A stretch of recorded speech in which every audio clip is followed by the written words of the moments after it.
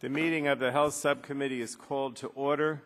Today we're having a legislative hearing on three bills: H.R. 4700, the Transparency in All Healthcare Pricing Act of 2010, H.R. 2249, the Healthcare Price Transparency Promotion Act of 2009, and H.R. 2803, the Patient's Right to Know Act. And I'll start by recognizing myself for an opening statement. These three different bills, all having to do with improving price transparency in healthcare, are very important in my opinion. And I did want to say that they're, in some cases, introduced by members of the subcommittee, in other cases by other members. But I wanted to point out that H.R.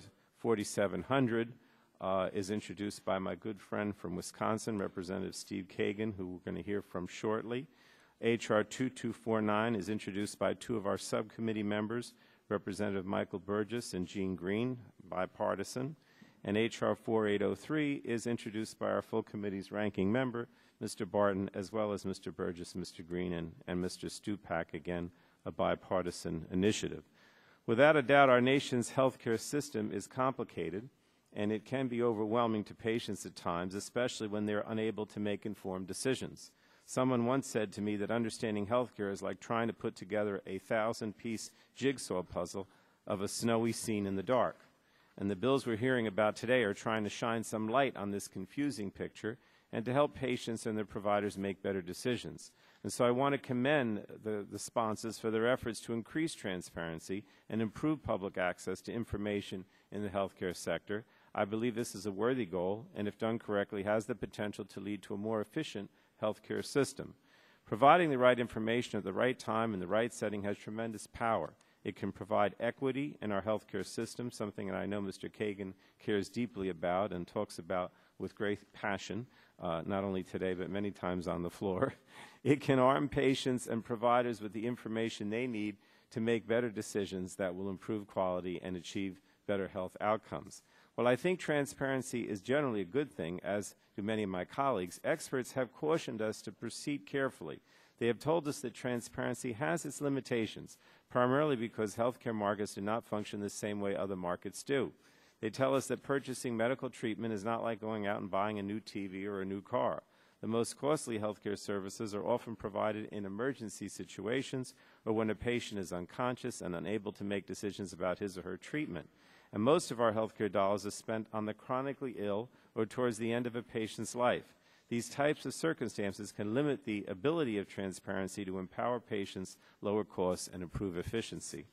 Even in instances where a patient may have the luxury to comparison shop, there are other barriers that they could face. Patients' choices are often limited by the type of insurance plan they have and its requirements. For example, a patient may be able to search for a clinic or hospital that has earned high marks for providing quality care at a lower cost, but it might be outside of the plan's preferred provider network. Furthermore, while improving price transparency could help patients make more informed decisions, experts also tell us that patients trust their doctors and the treatment that they recommend, and patients may not want to go against their doctor's decision in order to find the lowest price. So the concern, I guess, is about unintended consequences of too much transparency. The Congressional Budget Office has opined on this issue. They've said that the markets for some healthcare services are highly concentrated, so increasing transparency in such markets could lead to higher rather than lower prices, because higher prices are easier to maintain when the prices charged by each provider involved can be observed by all of the others. And the CBO points to the pharmaceutical marketplace as a key example of where this kind of scenario might play itself out. So as we talk about improving price transparency, I think it makes sense to be cognizant of these concerns. Also, I think it's important to note, as many of our witnesses do in their testimony, that more transparency is just one component of a larger strategy designed to improve our healthcare system. Arming patients with the right information is tremendously important, but making sure that patients are able to access the care they need is of equal, if not more, importance. And the health reform law that was just enacted will go a long way to make sure that people will have quality and affordable health care coverage and can access the care that they need.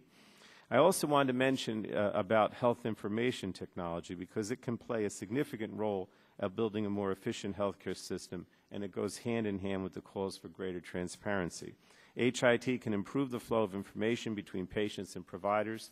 While too few physicians and hospitals use HIT or electronic medical records today, the American Recovery and Reinvestment Act makes a significant investment in encouraging our nation's physicians and hospitals to modernize their systems and share information. So again, I want to thank all the members who have introduced bills on this issue. I think improving transparency can be a powerful tool that could dramatically improve our healthcare system and empower patients and their doctors. We just have to make sure it's done correctly. And I'm looking forward to the testimony. I'll now recognize our ranking member, Mr. Shimkus, and then we'll go through the remaining opening statements. Thank you. Thank you, Chairman Pallone, for holding this hearing on an important consumer right-to-know issue in the healthcare delivery system. Whether taking the kids for their annual checkup or getting an MRI, the true cost of healthcare services is nearly impossible to come by for the every average day consumer. I challenge anyone here today to make calls and shop around for the best price next time they need to see a doctor. See what it would cost if you paid cash. You will hear silence on the other end of the line. The reality is most of the time this information and pricing are not made available to patients seeking care, and patients rarely ever find out the true cost of services. Without this information, we take the power away from consumers and prevent a market-based healthcare system from functioning. Transparency will drive costs down, determine quality, and help consumers decide the best value at a price they are willing to pay. The bills before the committee today are all steps in the direction of empowering the consumer with information. I look forward to hearing the perception of our witnesses on the issue of transparency. I particularly want to thank our colleague, Representative Steve Kagan, for taking time out of his day to testify. I appreciate the bills co-sponsored by colleagues on this committee. I also want to mention my colleague, Democrat from Illinois, Mr. Lipinski, who has worked years on bringing transparency issues to the forefront. While it's disappointing his legislation, H.R. 2566, isn't before the committee for consideration today, I would ask unanimous consent to submit for the record a statement from Congressman Lipinski on his bill. Without objection, so ordered. Thank you, Mr. Chairman. But our transparency discussion in this committee shouldn't be confined to pricing health care. Another week and another missed opportunity to hold a hearing to bring about transparency on issues we already know exist in the new health reform law. As Chairman Waxman said just last week, we can walk and chew gum at the same time. Well, we've done a lot of walking since the health reform became law. Time to start chewing. And yet again, we have even more new questions to add to the list of reasons why we must hold hearings on this new health reform law. Is the recent CRS memo correct that Congress could be fined up to $50 million annually by its own health care law if low-paid aides apply for government subsidies to help pay for their health care costs? Will state and local governments be subject to fines as well? Is it even constitutional for government to pay fines to the government? Why do 3/4 of CFOs recently surveyed believe that health reform law will be bad for American and bad for their companies? Why do those same CFOs expect their costs to increase more than 8% over the next 12 months as a direct result of this health reform law? How is this bending the cost curve down as promised by the President and the majority? And for the workers of these companies, 62% of CFOs said they will increase copays. 48% believe they will have to reduce the quality of health care packages they offer employees. 46% say they will have to reduce overall employee benefits. For all those employees, can we explain how the prospects of paying more and getting less fall under the promise of, if you like what you have, you can keep it? The committee was quick to want to act when companies like John Deere, Cat, and AT&T announced their financial obligations, which is worth noting was required of them by law. Given this survey, we will act as quickly to bring in company CFOs to explain how this law will affect their business and employees. And what about Secretary Sebelius' comments this week that we must address the shortage of primary care physicians? How does the administration intend on doing so? Do we face similar problems in specialty care? Last week, Ranking Member Barton and all Republicans on the committee sent a letter to the majority requesting a hearing on the CMS chief's actuary cost estimate. This request so far has been ignored. We should not only have CMS, but we should also call upon Secretary Sebelius to testify on this and other issues we already know need to be reformed in this new health reform law. Mr. Chairman, the questions continue and the concerns are mounting. The majority continues to ignore all of these concerns, and I would again plead with the chairman to stop ignoring the issues at hand and let the subcommittee do its job and hold hearings on the health reform law or explain to the American people why we are not. And I yield back my time. Thank you. Gentleman from Texas, Mr. Green, recognized for an opening statement. Mr. Chairman, I thank you for holding the hearing today on the price transparency in our health care system. I've been working on this issue with our colleague from Texas, Dr. Burgess, for several Congresses, and most recently with Ranking Member Barton and Chairman Stupak. Dr. Burgess and I introduced H.R. 2249, the Healthcare Price Transparency Promotion Act of 2009, for several years. This legislation has been endorsed by the American Hospital Association. H.R. 22 builds on the existing 41 state price transparency systems and requires states, a condition of receiving Medicaid funds, to disclose information on certain hospital inpatient, outpatient charges and make this information available to the public. Under this legislation, all types of hospitals will be required to submit the information. It further requires insurers to provide information upon request of estimated out-of-pocket costs for certain health care services within 18 months of the enactment of the Agency for Healthcare Research and Quality would provide recommendations on the types of health care pricing information consumers find most useful to making health care decisions. Dr. Burgess and I intended to offer this amendment during the markup to H.R. 3200, America's Affordable Health Care for Choices Act, but there was overwhelming bipartisan interest in the issue. During the markup, Chairman Stupak and I worked across the aisle with Ranking Member Barton and Dr. Burgess and offered a compromise amendment that was adopted by this committee on a vote of 51-0. And let me remind you, that was on the health care bill. The original provisions were included in H.R. 3962, the Affordable Health Care for America Act, as passed by the House in Section 1783. For several months, Ranking Member Barton and Chairman Stupak, Dr. Burgess and I worked to introduce H.R. 4803, the Patient's Right to Know Act, which was modeled after the original Barton, Green, Burgess, Stupak amendment and has been endorsed by the Ambulatory Surgery Center Advocacy Committee. The Patient's Right to Know Act establishes requirements on health benefit plans to provide specific information to current and potential enrollees. Covered health benefit plans are defined as plans that are offered by health insurance companies, Medicare, Medicaid, CHIP, and the FEBP. The specified information to be disclosed about the plans includes covered items, services, a list of limitations, restrictions, details about the claims appeals process, and out-of-pocket cost sharing. This legislation also builds on the original Burgess-Green bill by requiring state Medicaid programs to administer a price and quality transparency program.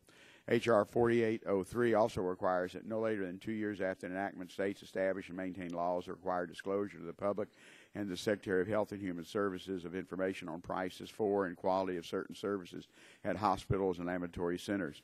Although price transparency provisions were included in H.R. 3590, mostly in sections 1002 and 1003, these provisions are primarily focused on insurance plans in the state exchanges or through regulations issued by HHS. I believe this hearing today will allow us to look at several issues we must tackle, including whether price transparency programs should be state-based or housed at HHS, and the type of information that would be useful to consumers to help lower health care costs. These topics we must address before we can enact meaningful price transparency legislation. I hope our witnesses for us today will be able to provide us with that insight. And like my colleagues, Mr. Chairman, I'd like to welcome our colleague from Wisconsin, Northeast Wisconsin, because he didn't wear his cheese head today, but I know he has one, and I want to thank him for appearing.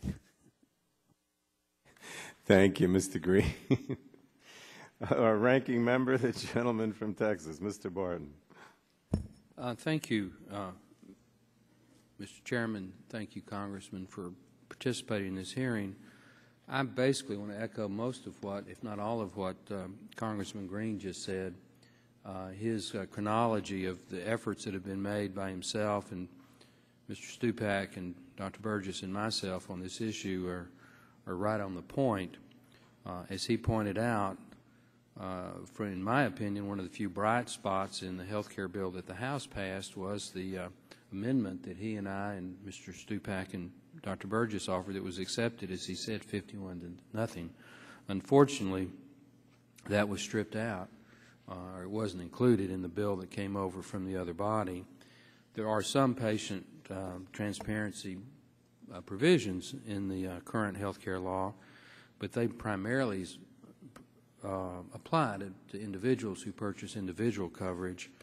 That's a start, but that is by no means adequate in my opinion. So it's helpful to have this hearing on H.R. 4803, H.R. 4700, H.R. 2249. If you believe that a market-based system is the best approach for health care in America, you should be strong supporters of one or all of these bills. You have to provide consumers with transparency with not only pricing information, in my opinion, but also quality information, availability of care information. That just simply doesn't happen under the current system, Mr. Chairman. The health care is one of the few things in America that you basically take it on faith, where to go to the hospital, which doctor to request services for, and how those services are going to be provided. We don't even buy used cars like we buy health care in America. So this is a good start, Mr. Chairman. I do want to echo what Ranking Member Shimkus also said. We're apparently not going to be doing a lot on the House floor this summer. It would be good to go through and try to digest the health care bill that is now the law of the land. Opinion polls generally tend to indicate about a 2-to-1 opposition to it. Those of you that are supporters of it, you ought to be able to hold a series of hearings to prove what a good thing it is. And those of us that are skeptics of it will participate in a good faith fashion and ask questions and point out areas that we think might be improved. This particular issue you're hearing about today is a good first step. I would hope that one of these bills or some combination of these bills could actually be marked up this summer and moved. That would be a good first step, first faith effort that we are going to try to correct the flaws in the current health care law. And with that, Mr. Chairman, again, sincerely thank you for this hearing, and I look forward to working with you, Mr. Waxman, Mr. Stupak, Mr. Green, Dr. Burgess, Dr. Gingrey, and others to move this particular issue forward. Thank you. Thank you, Mr. Barton. Next is our chairman, the gentleman from California, Mr. Waxman. Thank you very much, Mr. Chairman. I'm pleased that this hearing is well received on a bipartisan basis. I think we all want to see greater transparency in the healthcare system so that we can see that the consumer is well served by having all the information that will help them make decisions. I don't think this issue is the first step. The first step we took when we passed the national health insurance, because the first step is to make sure that people have access to care, to insurance. And with that, we hope there will be a competitive marketplace through the exchanges, and we hope that through greater transparency that marketplace will work. I want to commend Congressman Kagan for his leadership in this issue. It's an important one, and I'm pleased, Mr. Chairman, you're holding this hearing so we can look at it in more depth. Thank you, Chairman Waxman. Gentleman from Indiana, Mr. Boyer, reserves his time. The gentlewoman from Wisconsin, Ms. Baldwin. Thank you, Mr. Chairman. I appreciate the fact that you're holding today's hearing. And before I begin, I'd like to ask unanimous consent to submit for the record testimony of the Wisconsin Hospital Association. Without objection, so ordered. Thank you. I'd like to give a warm welcome to two individuals from Wisconsin. One is the Honorable Dr. Steve Kagan. Welcome to the Energy and Commerce Committee. And the other is Walt Rugland of ThedaCare, a leading healthcare system providing excellence and value to folks in the northern part of the state of Wisconsin. In light of the strong Badger contingents here today, I'd like to share with the committee some stories about Wisconsin. Our state is home to a vibrant set of activities related to transparency in healthcare, in part because of our efforts to share quality measures between institutions. The Agency for Healthcare Research and Quality, in its National Healthcare Quality Report, once again named Wisconsin a leader in aggregate measures of quality at the top of the ranking of overall performance. In March, our governor, Jim Doyle, signed the Healthcare Transparency Bill into law. That means that starting in 2011, healthcare providers will be required to disclose the costs of the 75 most common inpatient procedures and 25 most common outpatient procedures so that consumers can make apples-to-apples comparisons on prices. The Wisconsin Hospital Association already has in place a voluntary website known as Price Point, which uses data from hospital systems to compare the cost of various procedures. Through that site, some hospital systems already provide patients with cost estimates before their procedures. And yet, much work remains to be done. ThedaCare is a founding member of the Wisconsin Collaborative for Healthcare Quality, a voluntary group of healthcare organizations which has served as a leader in improving the quality and cost effectiveness of healthcare for the people of Wisconsin. This group is expanding their existing reporting to include measures of specialty care and episode-based resource use. And in an effort to make this information more salient for the layperson, the group is planning to launch a consumer-friendly website later this year. The site will be a destination and a source of information on both quality and price. I am proud of my state for its accomplishment and what lies ahead. And again, thank you, Mr. Chairman, for calling this hearing. I look forward to learning more about the various pieces of legislation from our witnesses today. Thank you, Mr. Chairman. Thank you. Gentleman from Pennsylvania, Mr. Pitts. Thank you, Mr. Chairman. The healthcare sector is unlike any other part of our economy. Nowhere else do we consume a good or service without knowing the cost up front. Nowhere else are we okay with one person paying one price for a good or service and the next person paying a different, sometimes wildly different price for that same good or service. When I'm in the supermarket, I can comparison shop among different brands. I know what a loaf of bread will cost me before I reach the register, and I know that the person in line behind me will pay the same amount for that same loaf of bread. Because of the information on the supermarket shelves and on the products themselves, we can comparison shop based on multiple criteria, including quality and cost. And this leads to competition, and competition leads to lower prices and better quality. That's not so in the health sector. Patients don't know what their care and treatment will cost, and providers don't know how much insurance will reimburse them for those things. And I can't make an educated decision on whether to go to Hospital A or Hospital B for a routine test. A test at one hospital can be dramatically more expensive or dramatically cheaper than at the other hospital, but I don't know that. And in no other situation would I, as a consumer, tolerate this lack of transparency and basic information. Healthcare is complex, but giving consumers the tools they need to make intelligent choices makes it a little less complicated. As a result, we can expect better care and greater efficiency at lower cost. The bills before us today all seek to provide that transparency in different ways, and I'm proud to be a co-sponsor of H.R. 4803, the Patients' Right to Know Act, which is based on an amendment that was unanimously approved during committee markup of the health care reform legislation last year.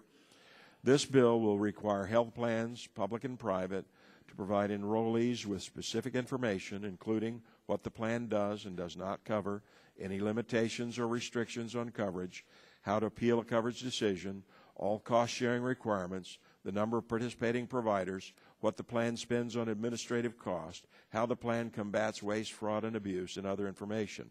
Health plans would also have to provide the total of all out-of-pocket cost for a particular service provided by a specific provider, along with quality data. Armed with this information, we can all make better choices for ourselves and our families. Transparency is vitally needed in healthcare, and I hope this is not the last time our subcommittee deals with this issue. And Mr. Chairman and Mr. Waxman, we still hope that you will have the CMS Chief Actuary, Mr. Foster, to a hearing of our committee or subcommittee on the cost estimates of the health care law. Thank you, and I yield back. Thank you, Mr. Pitts. The gentleman from Georgia, Mr. Barrow. We'll waive an opening. And next is the gentleman from Oklahoma, Mr. Sullivan.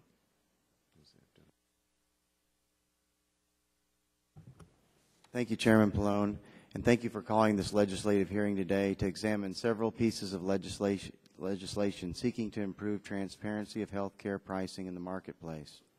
While these bills are important, I would like to remind the Chairman that there is a pending request from the Ranking Member Barton before Chairman Waxman requesting a hearing on the new health care law from CMS Chief Actuary. Last week, I, along with my colleagues on this committee, sent a letter to Chairman Waxman requesting a hearing from the CMS Chief Actuary to testify about his recent report on future effects of the new health care law. This new report confirms what many of us have been saying all along. The cost of this new law far exceeds the numbers they use to sell it to the American people. Simply put, Obamacare will drastically raise health care premiums for families and small businesses across the country, and it confirms that the new health care law clearly puts our nation on a path to bankruptcy, limits health care options for seniors, and increases the price families and small businesses have to pay for health care they receive. This is exactly why I voted against it. I encourage Chairman Waxman and the Obama administration to agree to this common sense hearing request to allow the CMS Chief Actuary to testify on these recent reports and future effects of the new health care law. I yield back the balance of my time. Thank you, Mr. Sullivan. Gentleman from Iowa, Mr. Braley. Thank you, Mr. Chairman, for holding this important hearing. I'd like to welcome my colleague, Dr. Kagan, to the hearing. I think Dr. Kagan's presence, along with our colleagues, Dr. Burgess and Dr. Gingrey, highlights why this hearing on transparency is so important. When they graduated from medical school, the relationship between a doctor and a patient was dramatically different than it is today simply because of something called the Internet. When they graduated and completed their residencies, they had patients coming into their office talking to them about the advantage of certain medical procedures and what was in their best interest, and rarely did a patient come in having done 5 days of research on complex medical terminology and procedures before they went to meet with their doctor. So those who say that transparency in pricing is not an important component of healthcare delivery in the future don't appreciate that critical distinction. Medical consumers are much more sophisticated. That can be a dangerous thing, as every doctor would tell you, but it's a reality. And if they are demanding more information to be part of their treatment choices, they also are entitled to better information and information in language they can understand when it comes to pricing. And one of the witnesses who is here testifying on behalf of the American Hospital Association hits this on the head in the fourth recommendation, where he writes in his written statement, "We all need to agree on consumer-friendly pricing language, common terms, definitions, and explanations to help consumers better understand the information provided." That is why I have been such a forceful advocate for plain language in all government agency communications, because we do a very poor job of communicating with taxpayers and the American public on critical issues that are affecting their lives in language they can understand. And that's why I fought to get plain language requirements in the health care bill we just passed. That's why we need to continue focusing on that when we discuss transparency, because giving consumers information means nothing if it's in a language that's too complex or arcane for them to understand. And that's why I'm very, very proud of the work that's been done in these bills, and I look forward to the testimony of our witnesses as we work together to provide a much more efficient healthcare delivery system that engages patients in their care decisions. And I yield back. Thank you. Next is the gentleman from Texas, Mr. Burgess. Thank you, Mr. Chairman. And I appreciate also that we're having this important legislative hearing. Welcome to Dr. Kagan, our colleague. Welcome to Dr. Herslinger, who's no stranger to this committee, and we're glad you're back. The fact that we've advanced to the point that we're looking at specific bills and that we already have a consensus from both sides of the dais that we need to do more in the realm of healthcare transparency is important. A patient should be able to know what they are paying and how much they will pay out of pocket, and on this, really, there is no disagreement.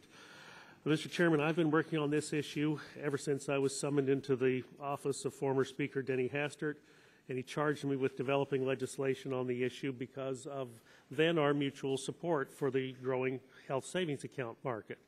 And in fact, I went back into the archives and dug up an op-ed from May of 2005 that I wrote, but nevertheless, in it I quoted Professor Uwe Reinhardt, and in quoting Professor Reinhardt, to move from the present chaotic pricing system toward a more streamlined system that could support genuinely consumer-directed health care will be an awesome challenge. Yet without major changes in the present chaos, forcing sick and anxious people to shop around blindfolded for cost-effective care mocks the very idea of consumer-directed care. Mr. Chairman, here is the simple truth. We can't expect patients to be good consumers if they can't know the cost of the services from which they are choosing. And it is important, again, to stress this has always been a bipartisan effort, and I certainly appreciate the efforts of Representative Green in working on this issue over the years. We could start by looking at transparency provisions within the health reform bill, and I think we can agree as we're holding this hearing that those provisions are not, while present, are not substantive enough. I believe that everyone should have access to reliable information. The Patient's Right to Know Act, the results of countless hours of staff negotiation between Mr. Barton, Mr. Green, Mr. Stupak, is a comprehensive measure that provides specific information to patients in regard to hospitals, ambulatory surgery centers, and health plans. While some of the provisions of this measure were adopted under the reform bill, I think it once again speaks to the unanimous support of increased transparency on this committee that we were able to add a similar provision that passed unanimously to H.R. 3200 when it was presented in committee. I do want to spend a moment on H.R. 2249, the Healthcare Price Transparency Promotion Act of 2009, which was the result of work on this issue with Mr. Green and has been largely incorporated into H.R. 4803. When I engaged in this issue, I realized that many states had already enacted some, and others needed to be pushed along the way, and others needed to improve what they were doing. That's why this bill sets a reasonable federal floor, but defers to the states to figure out what works best for them. And I'm pleased that I had the support of the American Hospital Association on this effort, and I'd ask unanimous consent to insert their recommendation letter into the record. Without objection, so ordered. With all the talk of transparency in this administration, this committee ought to pay not just lip service with this hearing, but promptly move legislation that will help make the information on health care cost, price, and quality more transparent and thereby empowering the consumer. I thank the chairman for the consideration. I'll yield back the balance of my time. Thank you, Mr. Burgess. Next is the gentlewoman from Florida, Ms. Castor. Thank you, Chairman Pallone, for convening this very important hearing. It's very important to consumers and families. We need all the help we can get to unravel this great mystery in healthcare costs and charges. Healthcare costs and charges and bills are so confusing and so unclear that if you're a large business and you have the wherewithal to have a self-funded insurance plan, you're hiring consultants to go out and decipher what charges really cost and negotiate those costs with the providers. Unfortunately, the average American family, they simply don't have the benefit of being able to hire a consultant to help sort it out for them and hire and negotiate charges. Sometimes there's no rhyme nor reason to what consumers pay for their health care. 10 different providers in one area may charge 10 different amounts for the same services, but who can really find that out anyway? And it's not married to any quality measures like it should be. So it's important that we work to find a solid method to empower consumers to take control of what they pay for their health care by providing them with real numbers about what health services truly cost. Consumers and families should understand the what and the why for their health care bills and be able to determine when they are being charged too much or more than the actual cost of services. A truly transparent health care system should also offer a full understanding to patients and families about the cost of care with adequate time in advance for patients and health plan enrollees to assess their options and make decisions on what's in their best interest. Families should not be put in a position where they have received a service and are later stuck paying a bill that is unaffordable and too high simply because they were not provided with clear cost options in advance. Slapping consumers with huge bills as they leave the doctor's office or hospital or any health care provider after procedures should not happen. Most patients pay what they are told to pay because they need the care. They're not equipped with the needed tools to make certain choices, and most of the time those tools simply aren't available. So let's work together and let's find a way to unravel this great mystery surrounding health care costs and charges for consumers and families. I think we'll get there because we have the benefit of great leadership from Dr. Kagan, my good friend from Wisconsin, Congressman Gene Green from Texas, and other colleagues on this committee. So I'm hopeful, but it's going to take a lot of work, and we're all in this together. Thank you, Mr. Chairman. Thank you. Gentleman from Georgia, Mr. Gingrey. Mr. Chairman, medical care in this country often falls into two categories. First, emergent care. Those medical instances arising out of emergency does not provide much opportunity or incentive for a patient to act as a traditional consumer. Patients with catastrophic conditions or events do not have an opportunity to shop around for medical services. The severity of the issue prevents that. Every patient is susceptible to these types of incidents for which health insurance is a great investment and one that should be available to all Americans. Non-emergent care really is what we're talking about here. Non-emergent care, on the other hand, does allow opportunities and time for patients to act as traditional consumers in a manner that can positively impact the quality and, of course, the cost of a patient's health care. In non-emergent settings, patients should have the ability to be customers and to shop for health care services that they want and need just as they would any other consumer product.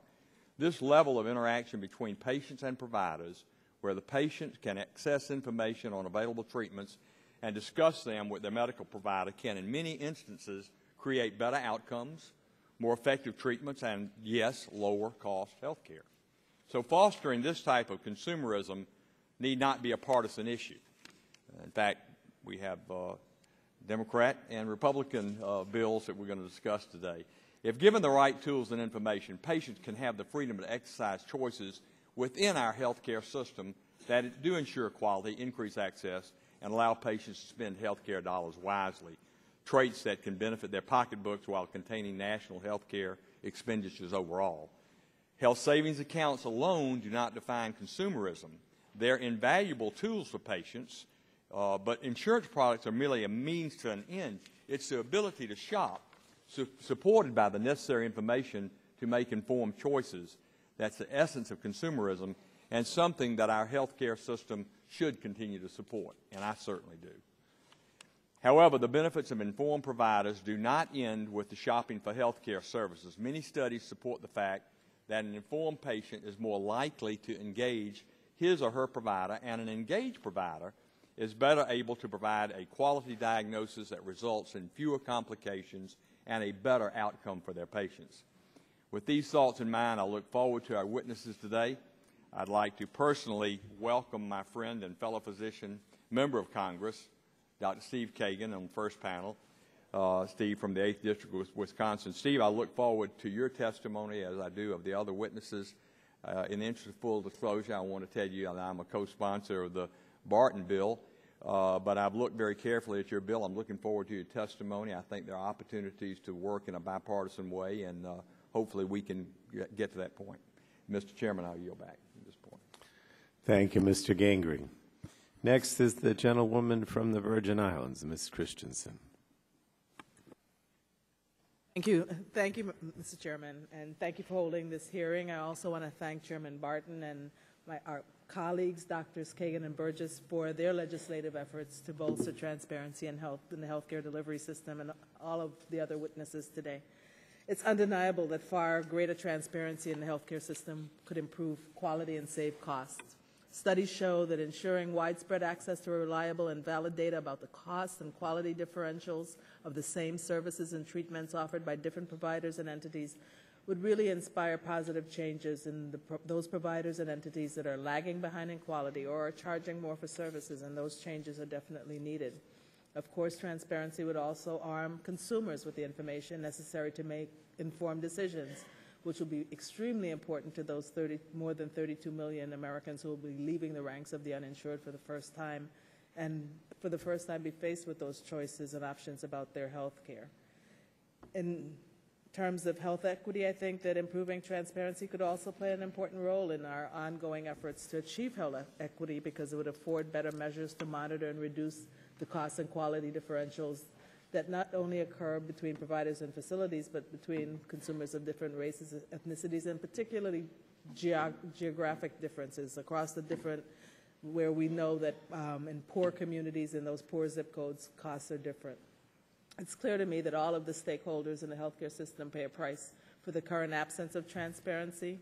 And so as a physician, as a healthcare consumer, as a member of this committee, I hope that we can work together, building upon the Patient Protection and Affordability Care and Reconciliation Act, to bring about meaningful transparency consistently across the entire healthcare system, and of course, including in the territories, in a manner that doesn't overburden providers and healthcare entities, especially those practicing in inner cities and rural communities. So I thank you. I welcome you, Dr. Kagan, and look forward to the testimony and the discussion this morning.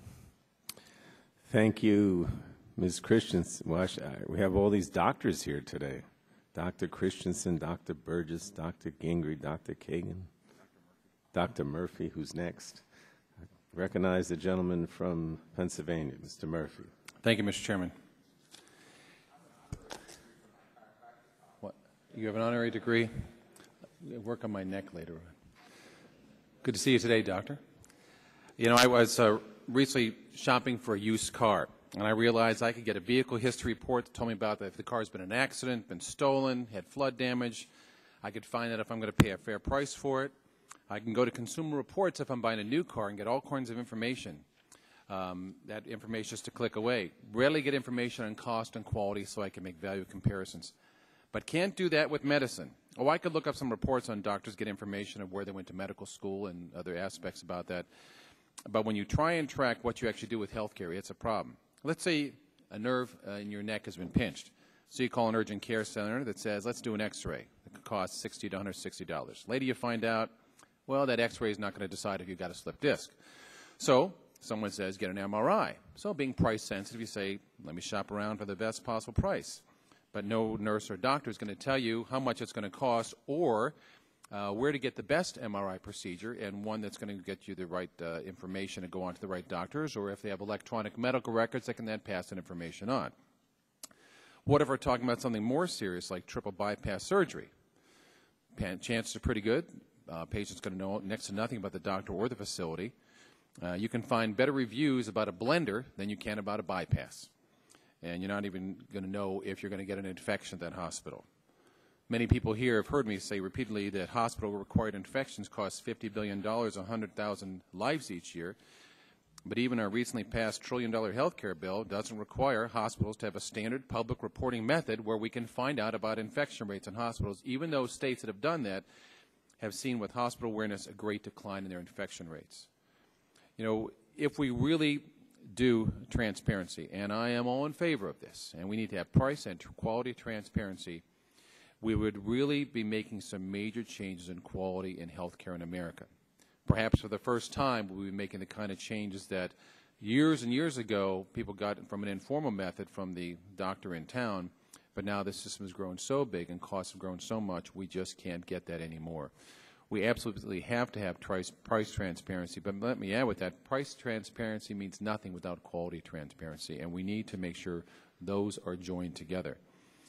So the next time people go to Consumer Reports magazines or go online and compare all those little items they can get, from the latest screwdriver to the latest larger purchase price item, hopefully someday we can look at that and say, wouldn't it be great to get that kind of information? It's going to save the lives of my family, myself, and really work to drive down healthcare costs by driving up quality and price consciousness.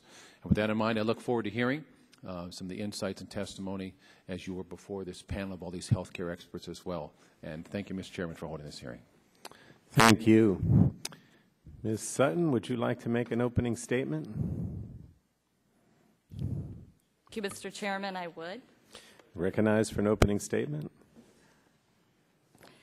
Thank you. I appreciate you holding this hearing today. Transparency is an issue that I care about deeply.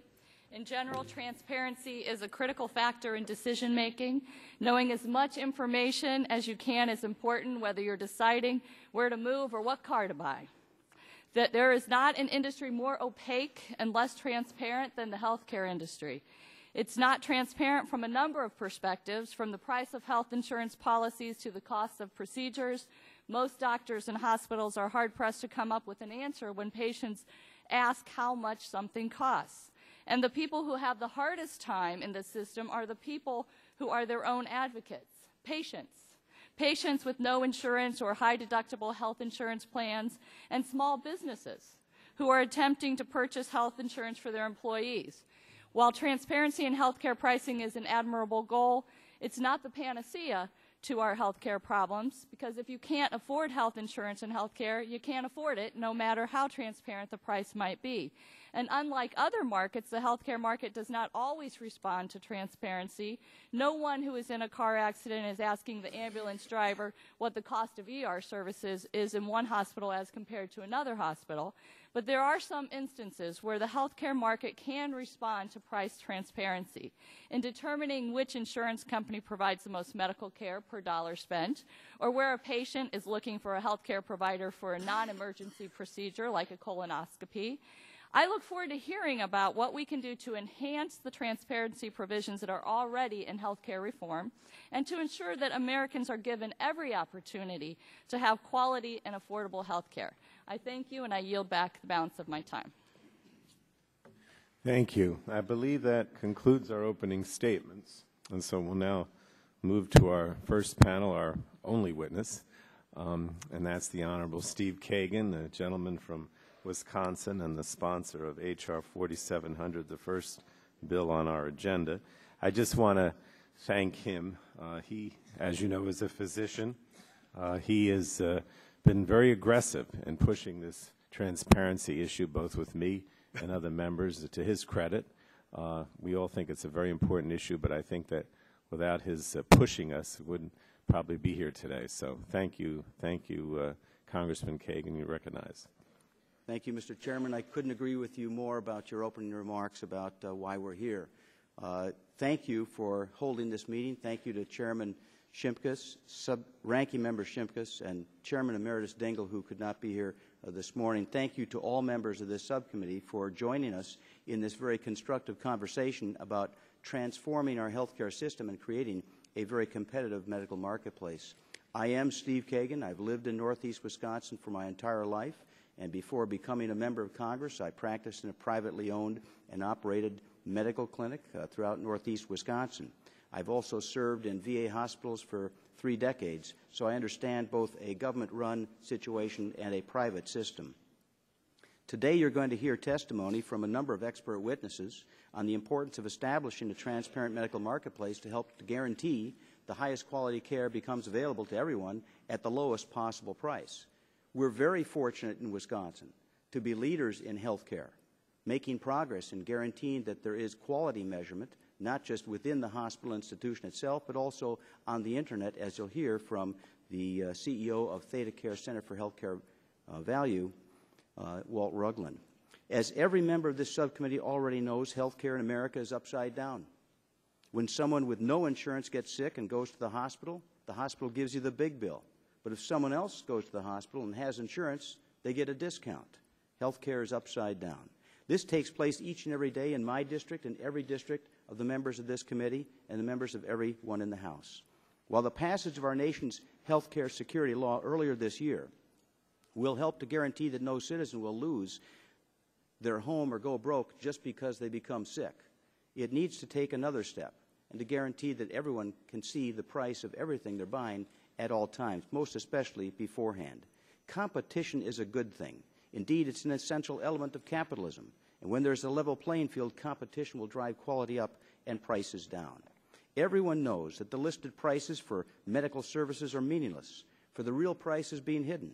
Therefore, prices our constituents pay for insurance coverage, for prescription drugs, and for hospital and doctor bills are, quote, whatever they can get. Take, for example, the recent article that appeared in the LA Times on April 24, 2010. And you can see this slide before you. I'll quote from that article. Tom Taylor learned a lesson about healthcare finances when he had both his knees replaced a couple months apart at several hospitals in Northern California. The tab for the first hospital was $95,000, but the second cost $55,000. The same doctor performed identical surgeries on both knees, and Taylor says he can't detect any differences between the two. Quote, Mr. Taylor, nobody knows what it costs. There is a complete lack of transparency in our healthcare system, close quotes. Well, here in my hand, I have a prescription. And everybody understands today that if we all have the same prescription for the same medication and go to a pharmacy and stand in line, we may all pay different prices for the same prescription our doctor has ordered. This has got to come to an end. We have to have open disclosure of all prices all throughout healthcare. Now, some people will make the argument that average prices for medical products and services should be available publicly. But who among us wants to receive average care? And who among us wants to go to the store and get the average change when you pay for your restaurant bill? Some will argue that showing everyone all the prices is too complex, for there are thousands of prices at any given hospital. But today's technology allows all of us to go online, on the internet, and search for items to purchase and find exactly what we want and buy it within milliseconds. Some will argue that a hospital cannot know in advance what to charge you for taking out your gallbladder. Well, we only have one gallbladder, and there's only one reason to take it out. It's bad. So how much does one bad gallbladder cost at everybody's hospital? If you want to do something really complicated, do what I did the other day. Go into Subway. Order a sandwich. There are 2 to the 23rd power combinations of choices you have to make. And then you get to the cash register. And what do they say? That's $5 for a foot-long sandwich.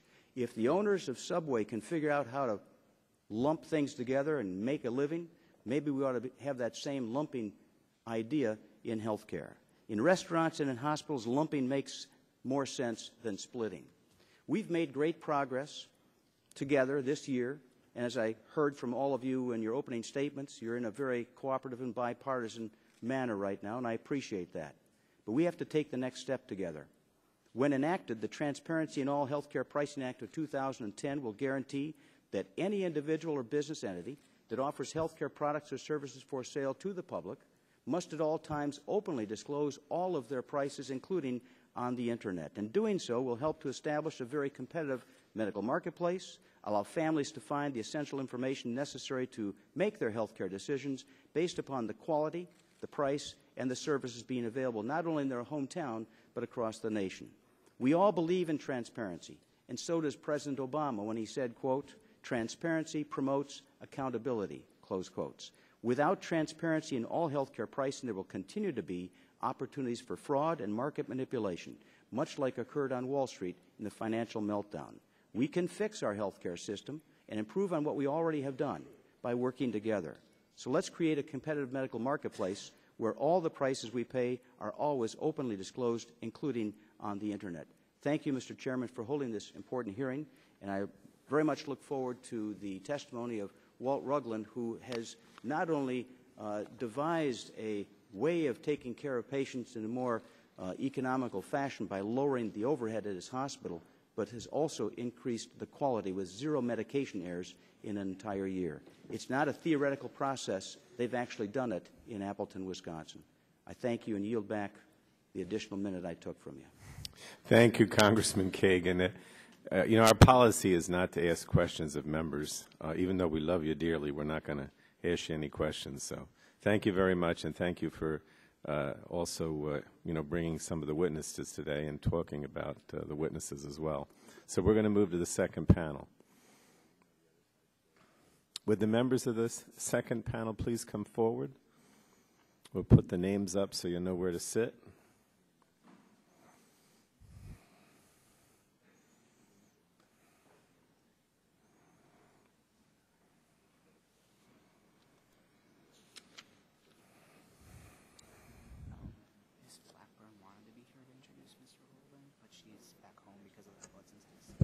Mr. Chairman. Who seeks recognition? Oh, Mr. Braley, yes. I just want to point out there's another hearing going on downstairs, and some of us will be moving in and out from time to time. Okay, sure. I should also point out that Ms. Blackburn wanted to introduce Mr. Holden, but she's back in Tennessee because of the floods, from what I understand. So that's why she's not able to be with us today. All right, thank you for being here. I want to welcome the panel. As you know, the process is that we hear 5-minute opening statements from each of you. I hope you can stick to that. And those statements will be made part of the hearing record, and then each witness may, in the discretion of the committee, submit additional brief or pertinent statements in writing for inclusion in the record at a later time. So let me introduce each of you from my left to right. First is Mr. Stephen J. Summer, who is President and Chief Executive Officer of the Colorado Hospital Association on behalf of the American Hospital Association. Second is Dr. Regina Hertzlinger, who is Professor of Business Administration at Harvard Business School. And then we have Mike Cowie, is that correct? Who's a partner in Howry, LLP. And then I have Walter Ruglin, who's the chairman of the board for ThedaCare Incorporated, and Terry Gardner, who is the national policy director for the Small Business Majority. And finally is Christopher Holden, who is president and chief executive officer of AmSurge. And we'll start with Mr. Summer, is recognized. Yeah, move that over. You probably have to put it pretty close to you and turn the green button on. Otherwise, it won't hear you. I would bring it a little closer if you can. Good morning, Mr. Chairman, and thank you to Ranking Member Shimkus. I am Stephen Summer, President and CEO of the Colorado Hospital Association. I'm here today on behalf of the American Hospital Association and its 5,000-member hospitals. We appreciate the opportunity to share with you and your colleagues information about the hospital field's efforts on price transparency. Patients and their families deserve information about the price of their hospital care, and the AHA and its members are committed to providing it. Sharing meaningful information, however, is challenging, as we've heard in the statements earlier, due to the unique nature of hospital care. An operation for one patient may be relatively simple. For another, it could be more complicated, making it very difficult to provide meaningful information up front. Moreover, hospital prices do not often reflect the important information from other key players, such as physicians, or how much of the care is paid for by the patient's insurance company. With the passage of health reform, hospitals will report annually and make public a list of hospital charges for items and services. Currently, CMS posts information on the Hospital Compare website on what Medicare pays for 35 common procedures. But more can and should be done to share health information with the public, including but not limited to hospital pricing information. The path to price transparency has 4 parts. First, with respect to states. States, working with state hospital associations like the Colorado Hospital Association, should expand existing efforts to make hospital charge information available to consumers. 41 states, including Colorado, already have mandatory or voluntary hospital price information reporting activities already in place. These efforts vary from making hospital charge masters available to the public, to making public pricing information on frequent hospital services, to making information available on all inpatient services. Health insurers should also make available in advance of medical visits information about an enrollee's expected out-of-pocket costs. This information is generally provided by a patient's insurance company after care through what is known as an explanation of benefits, or an EOB. But consumers need insurers to provide real-time information through either the phone or through the web page. That is the EOB that they can get from their insurance company, what the insurance company will pay and what their co-payments will be. We also need more research to help us better understand what type of pricing consumers actually want and would find useful in their decision-making. We all know the kinds of information consumers seek about quality of health care, but we know less about what they might want about pricing information. For uninsured individuals, information is often provided directly by the hospital. The hospital, in turn, in those cases, can determine if the patient qualifies for certain kinds of public insurance programs, whether they would qualify for free or reduced care that's provided by the hospital, or other forms of financial assistance which is available. As part of the health care reform bill, tax-exempt hospitals will be required to adopt and implement widely publicize their financial assistance policies. This is consistent with previous policies adopted by the American Hospital Association and the Colorado Hospital Association. And lastly, we firmly agree that everyone needs to have access to consumer-friendly pricing language, common terms, definitions, and explanations, which will help consumers better understand pricing information. The need of our patients to understand the billing process is paramount. I'd also like to tell you a little bit about what's going on in Colorado. We published, starting over 20 years ago, what we call the Hospital Charges and Average Length of Stay Report. This annual publication provides information that allows us to compare charges and lengths of stay on 35 of the most common medical treatments and surgical procedures provided in Colorado hospitals. The publication includes comparisons that take into account any complications the patients may have and the severity of their illness. It lists average charge and the average length of stay and breaks that down into 4 categories of severity. The report also presents statistically standardized ranges of high and low numbers of both charges and length of stay. When a patient is given a procedure in the hospital, there is a 95% probability that they will fall at the range within the information of the length of stay and the charges in this report. We make this report available on the web, and anybody can download it. We also provide it to libraries throughout the state of Colorado. In 2007, we took a step forward with the health department. We began to add a website that expands pricing information to allow patients and families to compare the quality and safety of their experiences in Colorado hospitals. Information shows the outcome of patient care presented for each hospital for the past 3 years. Hospitals are identified as being statistically better, the same, or worse outcomes as compared to other hospitals in the state. And right now, the Colorado legislature is considering what we call an all-payer bill, which will require health plans to provide more information to be collected by insurance companies. The Hospital Association, American Hospital Association, supports the Healthcare Price Transparency Promotion Act introduced by Representatives Burgess and Green, and we agree that consumers do need accurate information when making health care decisions. We appreciate the opportunity to be here today, Mr. Chairman, and the American Hospital Association stands ready to work with Congress to find innovative ways to build efforts occurring at the state level and share appropriate information with consumers. Thank you very much. Thank you, Mr. Summer. Dr. Herslinger. Chairman Pallone, Ranking Member Shimkus, thank you so much for inviting me. Not so long ago, a similar group was testifying about transparency. People would not understand it. It would cause price collusion. What was available through state agencies was good enough. Who were the testifiers? They were businessmen in the midst of the Great Depression, aiming to persuade the U.S. Congress not to enact the transparency legislation backed by the great President Franklin Delano Roosevelt when he created the SEC. Happily, the Congress ignored them. Extensive research demonstrates that financial transparency lowered the cost of capital because investors who were more certain about performance required lower returns and enabled investors to reward productive, socially responsible firms more than others.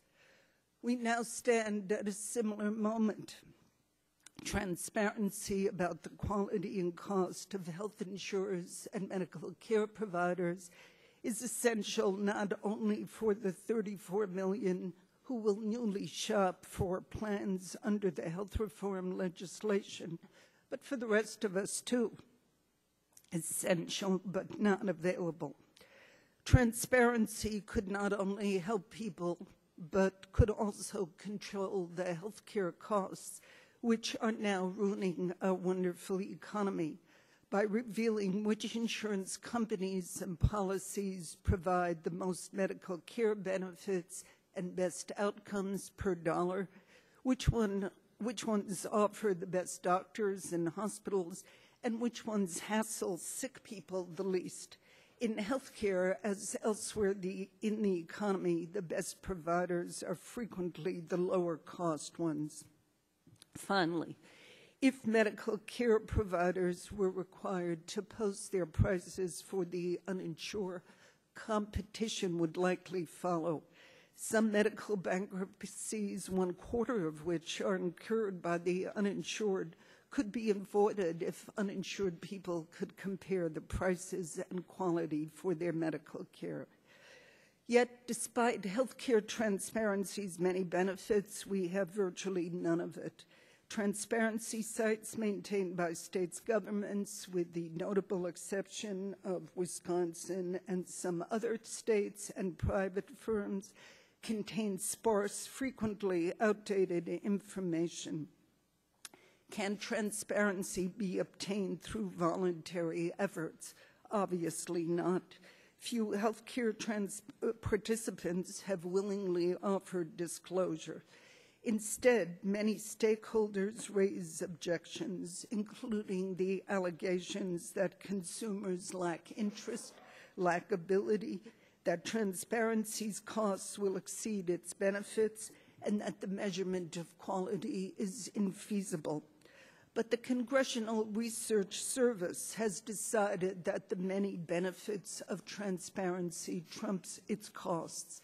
And although healthcare transparency measures are not as yet well developed, with time they will be. The problem is not that Americans aren't interested in healthcare transparency. They rated it as the #1 healthcare reform they want from the government.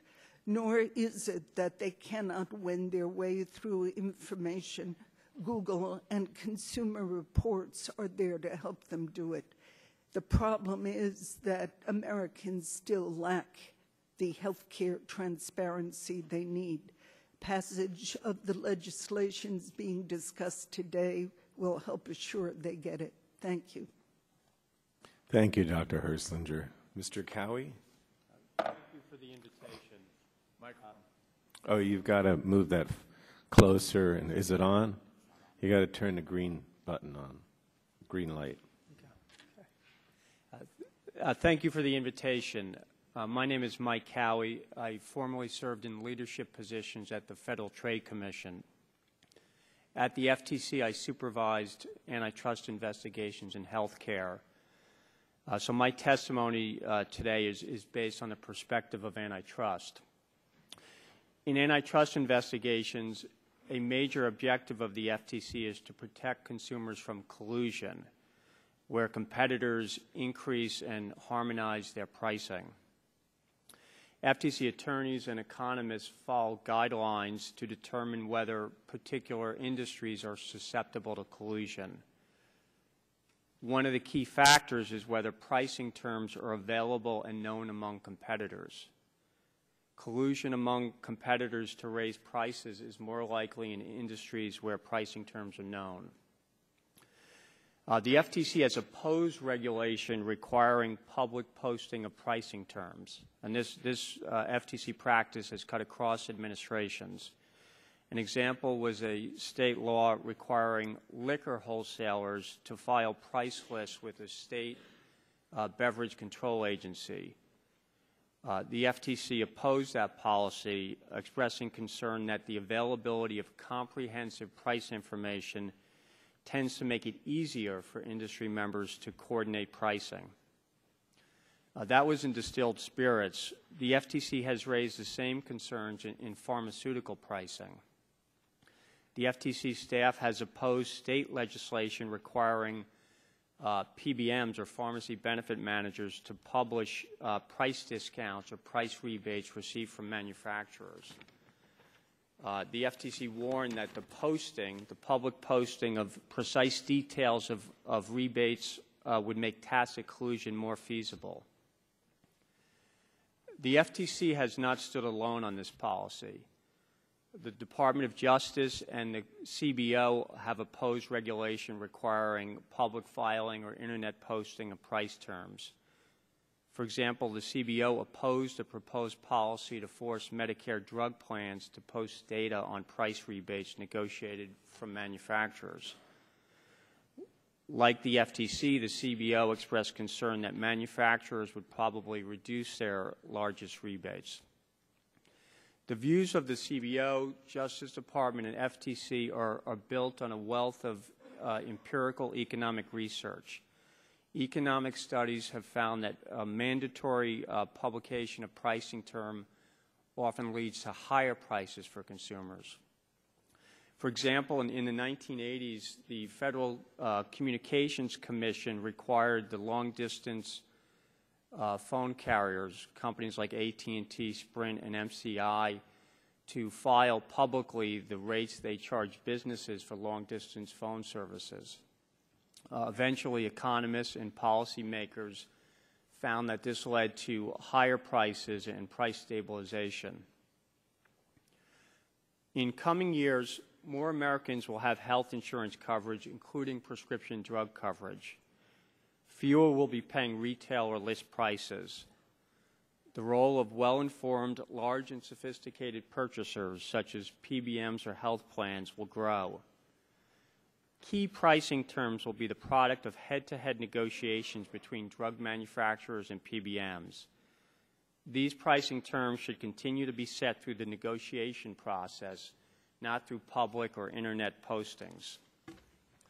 Of the pending bills, H.R. 4700 conflicts with established antitrust principles designed to prevent collusion. It would require pharmacies, pharmaceutical manufacturers, insurance entities, and others to post all of their pricing terms on the Internet. This requirement of Internet price posting may contribute to price stabilization and price increases. Thank you.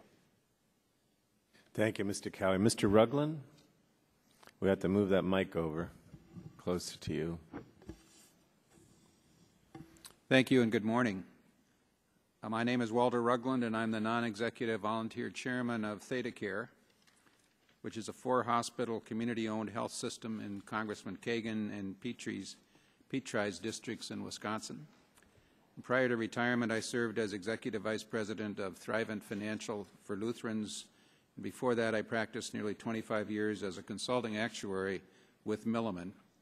I bring that career expertise into play in my testimony here today. ThedaCare has long been a proponent of greater transparency. I like to call it meaningful, patient-focused information, and that is on the cost and quality of health care. We were one of the first healthcare systems in Wisconsin to publish data regarding costs and quality more than 10 years ago, and while not perfect, it was the best publicly available data at that time. ThedaCare became the founding member of the Wisconsin Collaborative for Healthcare Quality in 2003 and the Wisconsin Health Information Organization in 2006, and Representative Baldwin describes some of that activity, the activity of those organizations. The commitment to transparency is driven by our strong belief that we must change to sustain our obligation of care for our community. We believe that change requires us to measure our performance in order to reduce our costs.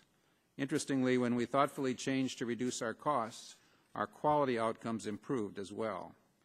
Our commitment to tracking and reporting meaningful information meant people inside and outside our organization knew how well we were doing and where we needed improvement. In short, sharing the data held us accountable for our results. 6 years ago, at ThedaCare, we shifted to a mindset of improving something every day, somewhere, something every day. It became catching, and today our culture thrives on improving. Our focus centers on the patient outcome, not the system outcome. The goal of a sustainable healthcare operation must be to reduce patient costs over time and foster a healthy community. Some recent examples of what we've been able to accomplish: we developed a new model for our primary care clinics to complete the draw of blood, the diagnostics, the care planning within one visit. Patient dollar costs decreased and results improved.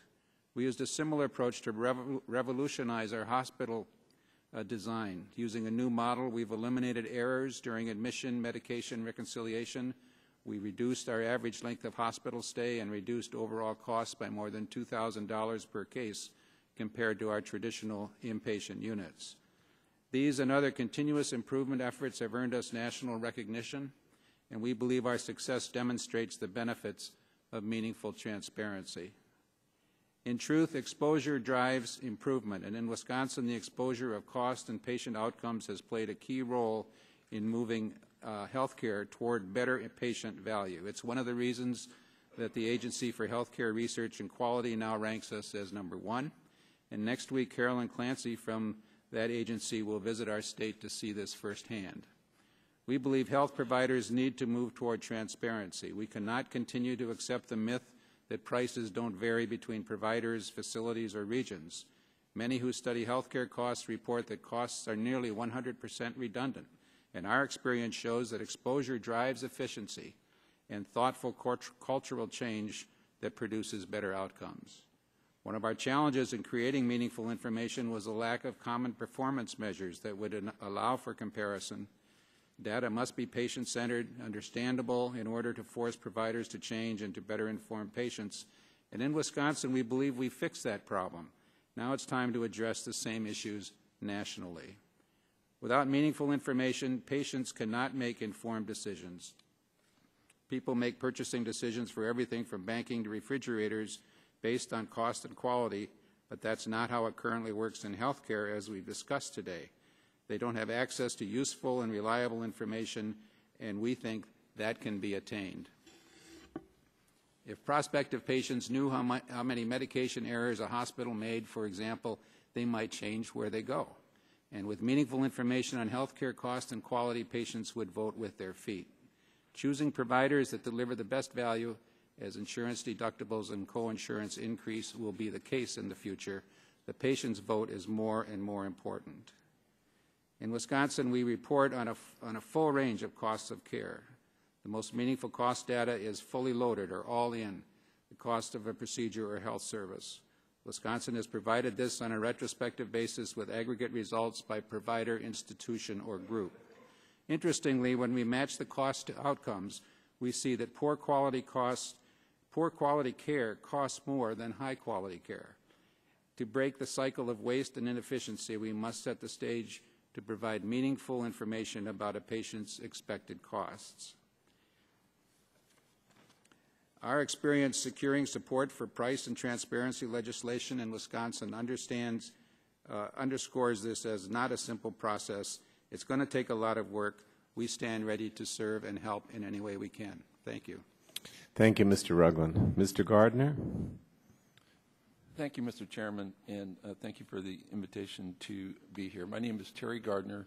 I'm the National Policy Director for the Small Business Majority, which advocates on behalf of the interests of the millions of small businesses in our country. My own personal background is I've been a small businessman all my life, both starting out as a self-employed commercial fisherman in Alaska, and then a startup company, and trying to provide insurance. And fortunately, my company was able to grow so that we had the beneficial experience of being self-insured. But I really sympathize with all those companies that never get that big. And I want to speak to the why small business cares about this issue.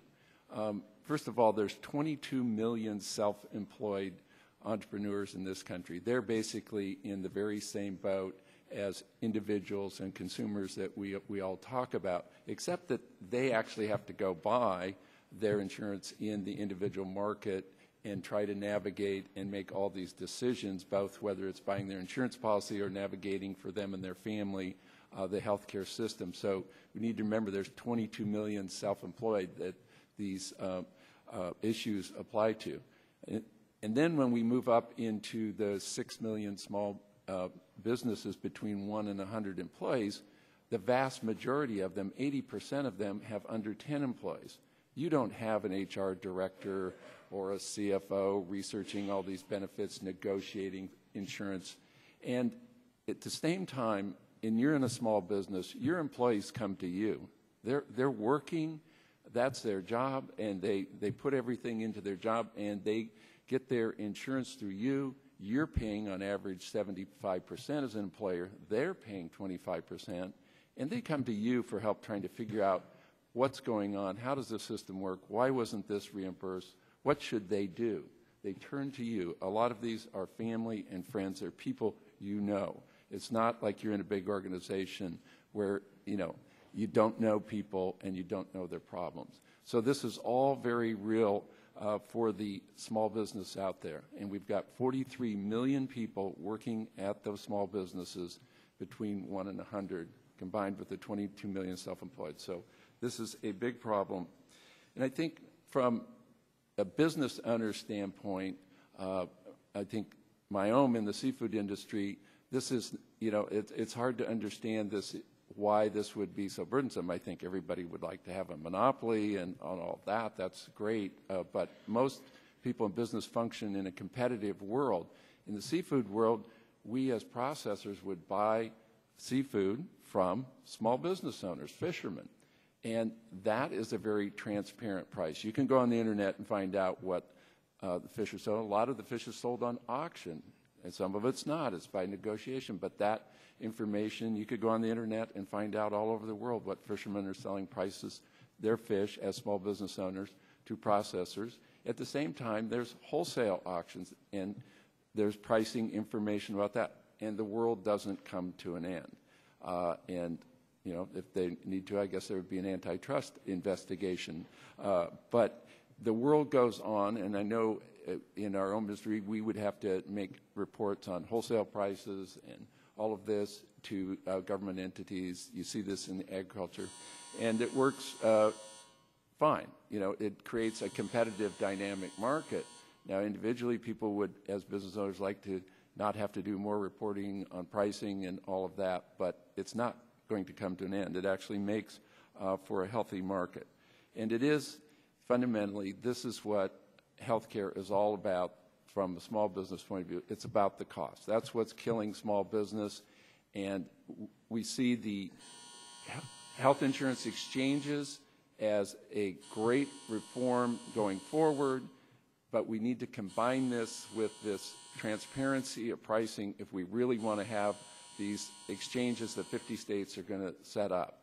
You combine these and you're really going to create a marketplace. And I think that is going to give all of these millions of small businesses an ability which maybe now some governments, some very large organizations can negotiate, they can research, they can get pricing information, but the millions of small businesses and the tens of millions of employees that work for them and count on them don't have these advantages, and this would help create a more equal playing field for the small businesses. Thank you, Mr. Chairman. Thank you, Mr. Gardner. That bell indicates we have 3 votes, but we're going to hear from Mr. Holden, and then we'll break for the votes, and then we'll come back and ask questions. So we're going to ask you to stay, obviously. I mean, it could take about, I don't know, half an hour or even an hour for the 3 votes, but we need you to stay. Mr. Holden, you're next. Thank you. Thank you, Chairman Pallone, Ranking Member Shimkus, and other members of the committee. It's a privilege. You need to, I don't know if it's, is the green light on? Green light. I just bring it closer then. How about that? That's good. Appreciate the opportunity to be with you here today. I am Chris Holden. I'm the CEO of AmSurge. Headquartered in Nashville, Tennessee, AmSurge is a corporate partner supporting 203 ambulatory surgery centers located in 33 states and the District of Columbia. AmSurge is a leading operator, distinguished as having the largest number of ASCs in the sector. Over 1.2 million procedures were performed in our centers last year. Approximately 10 to 15% of all colon cancer screening colonoscopies were performed in our centers, as well as 3 to 5% of all cataract procedures performed in the U.S. last year. I'm here today in my capacity as a board member of the ASC Advocacy Committee, which is the voice of the ASC sector, representing the ASC Association, state associations, and leading ASC operators. We're privileged to be asked to provide this testimony and appreciate the opportunity to engage in the process. I just want to begin by saying that ASCs have long recognized the gap in effective communication of transparency. As a group, we have supported H.R. 2049, the Ambulatory Access Act, which called for provisions very similar to those in H.R. 4803. 2049 specifically called for apples-to-apples comparisons of ASCs and HO, or hospital outpatient department quality, and co-insurance information. we've encouraged CMS to introduce quality transparency requirements, and we have educated our physicians about those same requirements. We have developed our own voluntary reporting system, and today 20% of ASCs voluntarily report their data to the ASC Quality Collaborative using the 6 measures endorsed by the National Quality Forum, and that data is available online at ascquality.org. Why do we support transparency? We believe that policymakers should be asking the question of why 50 to 60% of procedures are performed in the most expensive setting today. If properly executed, we believe transparency will accelerate migration to high-quality, lower-priced modalities of care. If, for example, half of the Medicare cases currently performed in the hospital outpatient department setting migrated to ASCs, Medicare would save over $10 billion over 5 years. Why? Because Medicare pays 42% less when the procedures are performed in freestanding ASCs. We also believe transparency will tap low-hanging opportunities to improve our system. Using ASCs as an example, increased transparency will shine the light on the underutilized potential of lower-priced, higher-quality modalities of care. ASCs, for those of you who are not familiar, provide surgical and preventive surgical services with no overnight stay. The modality is only 40 years old, and it has rapidly expanded over the last 25 years. The primary drivers have been the migration, again, from high cost to low cost, and 2, the increased use of preventative care services available through ASCs. By way of background, in the early 1980s, less than 1% of all surgeries were performed in ASCs. Today, 35 to 40%, nearly 25 million procedures, are performed in freestanding ASCs. And you may also be interested to know that colon cancer mortality has declined over 40% since the mid-1980s, directly correlated with the proliferation of ASCs. With over 5,200 ASCs providing vital access to care across this nation, ASCs are now an integral part of our healthcare system. And you should note that national providers like AmSurg are the exception and not the rule. The sector is relatively new and highly fragmented, with 60 to 65% of ASCs classified as unaffiliated small businesses with no corporate or hospital partner, and today only 20% have some type of hospital partner. That said, other nations are still looking to our model and seeking operators like me to give them advice on how to possibly duplicate the ASC model in their countries as a means to expand access, improve quality, and control costs. So where does transparency fit in? Despite the unprecedented migration and growth of the service, today over 40 to 50% of all outpatient surgical procedures are done in more expensive modalities. And there has been no appreciable change in outpatient surgery market share between hospitals and ASCs in the last 3 years. So why the slowing in migration? We believe lack of transparency is a contributing factor. As we move forward with transparency, we think we should highlight 3 things. Number 1, that the out-of-pocket expense is considerably higher, especially for Medicare patients treated in the hospital outpatient department setting versus the freestanding ASC. The difference can be 1.5 to 3 times greater. A cataract procedure, for example, costs the patient $300 more out of pocket versus the 2 modalities. Secondly, the Medicare program itself pays 42% more for the treatment of patients in the HOPD setting. And 3, patients today, as has been mentioned over and over, have a difficult time making any judgment on where the quality stands in one modality versus the next or from one center to the next.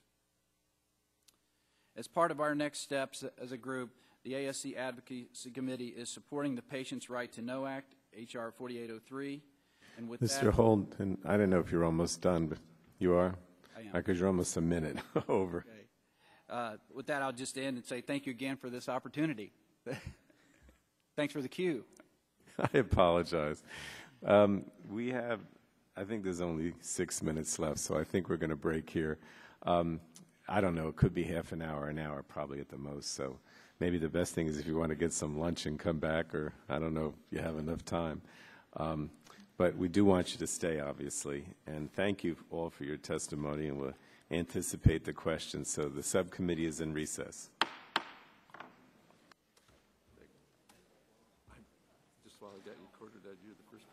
seen actually using one. And, I'm an early adopter. I have issues with technology. Well, it's just fascinating that what you're using it for and how you're using it. I'm looking out of the corner of my eye, listening to you and doing that. So, what have you found it good for that you don't have, that you don't? Well, this is the first time I used it for testimony in front of. Well, that was brave. I just got it, and I really haven't found anything that I don't. If you did a lot of spreadsheets and.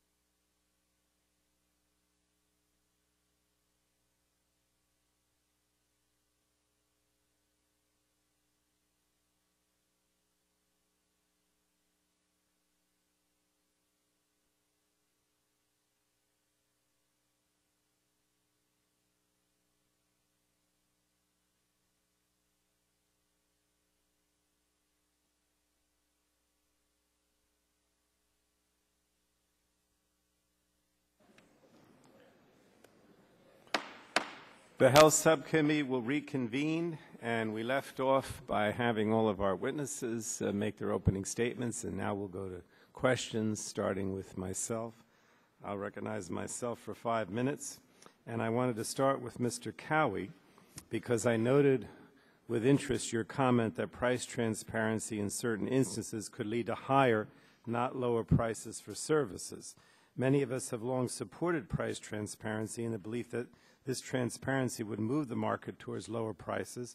For example, in the area of prescription drugs, advocating for disclosing not simply the average wholesale price or even the average manufacturing price, but disclosing what the real price is for the product, net of discounts, rebates, and other price concessions. So could you explain your comment on how in certain markets transparency could lead to a price increase as opposed to a price decrease, and what specific factors in these markets could make that happen and what we could do about it? Sure. All in a minute or less. No, the best you can. Chairman, in your initial comments, I think you made a reference to healthcare differing from TVs and car buying. Let me use the TV industry to illustrate the antitrust point. So big TV producers are Samsung, LG, and Sony. They sell to big distributors. Those are folks like Walmart, Best Buy, Target. And us consumers looking for competitively priced TVs will comparison shop at Walmart, Best Buy, Target. We'll use the internet, and we want information. Search costs are low, and that's healthy.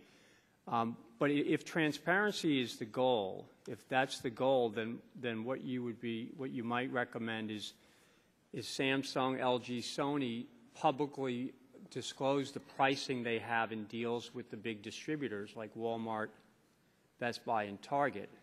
Those deals are subject of head-to-head negotiations between very large and sophisticated players. And in antitrust, we'd rather have those types of deals remain private. And if we had internet posting or public filing of those pricing terms, that would present a risk of collusion. Okay. So I'm not sure. I want to get to the second question. You would advocate that we do that or not do that? We would advocate that we not just woodenly require disclosure of all pricing terms. We can have, when we shop for TVs, we have transparency. We can compare Best Buy to Target. You mean the basic retail price? Yes, but when we're talking about the price between the manufacturer and the distributor. So you don't want that, but you Correct. would have, you think the retail pricing should be transparent, but not the larger wholesale deals. That's what you're saying. Okay. All right, let me ask Mr. Summer a question.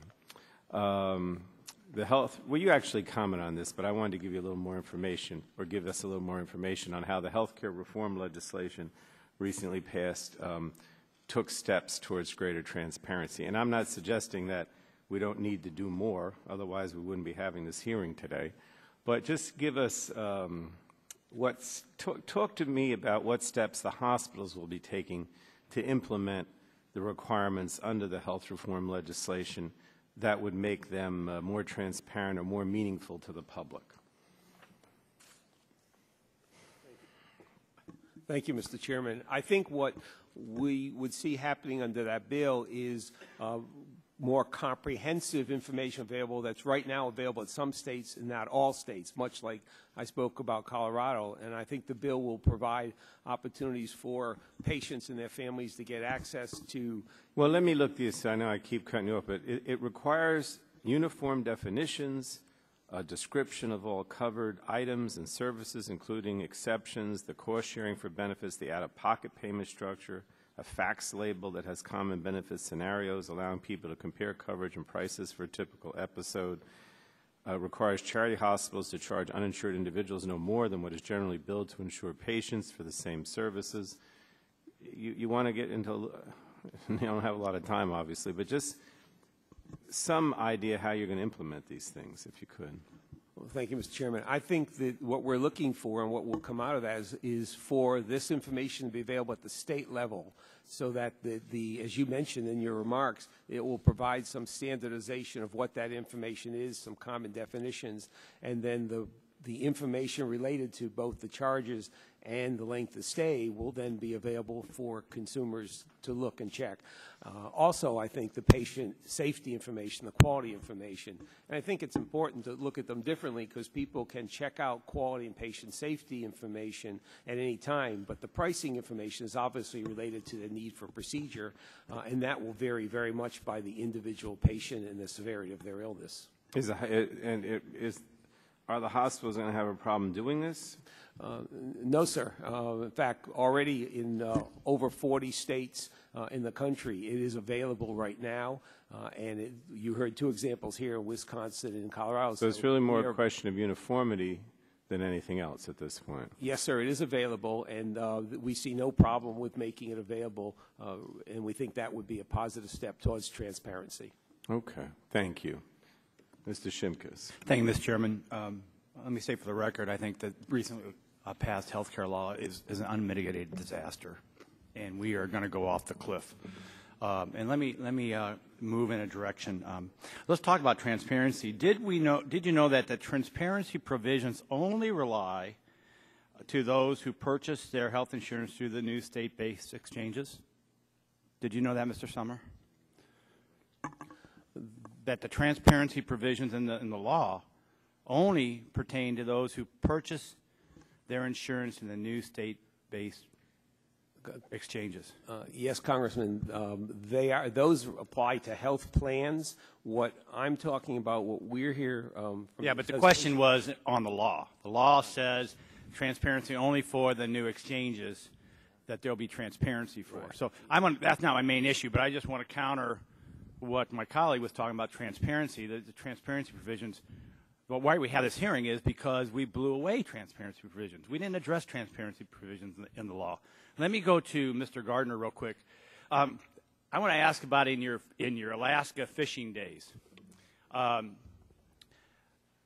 many different businesses did you have an aggregate cost of over $600 per year with? Well, my last company grew from a startup over 23 years to $125 million in sales. So how many businesses, let's say when you first started, how many, if you just had a boat going out to fish, how many different, as a small business, self-employed, how many businesses would you deal with aggregate payments to of over $600? Well, the average commercial fisherman like I was would have 1 to 6 crewmen who legally are self-employed. What about gas? What about feeding? You buy a lot of stuff, probably food, a third of your expenses. You buy groceries, water, fuel every week, petroleum. Yeah. A lot of different businesses that you would pay at least $600 to annually. That's correct. As a small business, and if you had to file a 1099 for each transaction, would you feel that that's an additional business obligation? Well, we do, as fish processors, we had to file every time we purchased fish from a fisherman, every... No, I'm talking about for the food for your crewmen, for the gasoline you purchase, for the repair of your net. No, we didn't have to file. No, you do, but the point is you will, as a small businessman under this law, the health care law, if you have a contractual obligation of over $600, you have to file a 1099. That's why we're going to hire 15,000 more IRS agents. Mr. Summer, how many, in an individual hospital, how many individual contracts or payments out of over $600 does an average hospital have in the state of Colorado? Mr. Chairman, I have no idea. There probably are hundreds. Given the potential paperwork nightmare this provision could become, would you commit to surveying your members to determine this figure? We would certainly be willing to talk to you about that, but Mr. Chairman, they also... I'm just a ranking member. I'm sorry. Mr. Ranking. This is the chairman. Congressman, thank you. The positive side for our...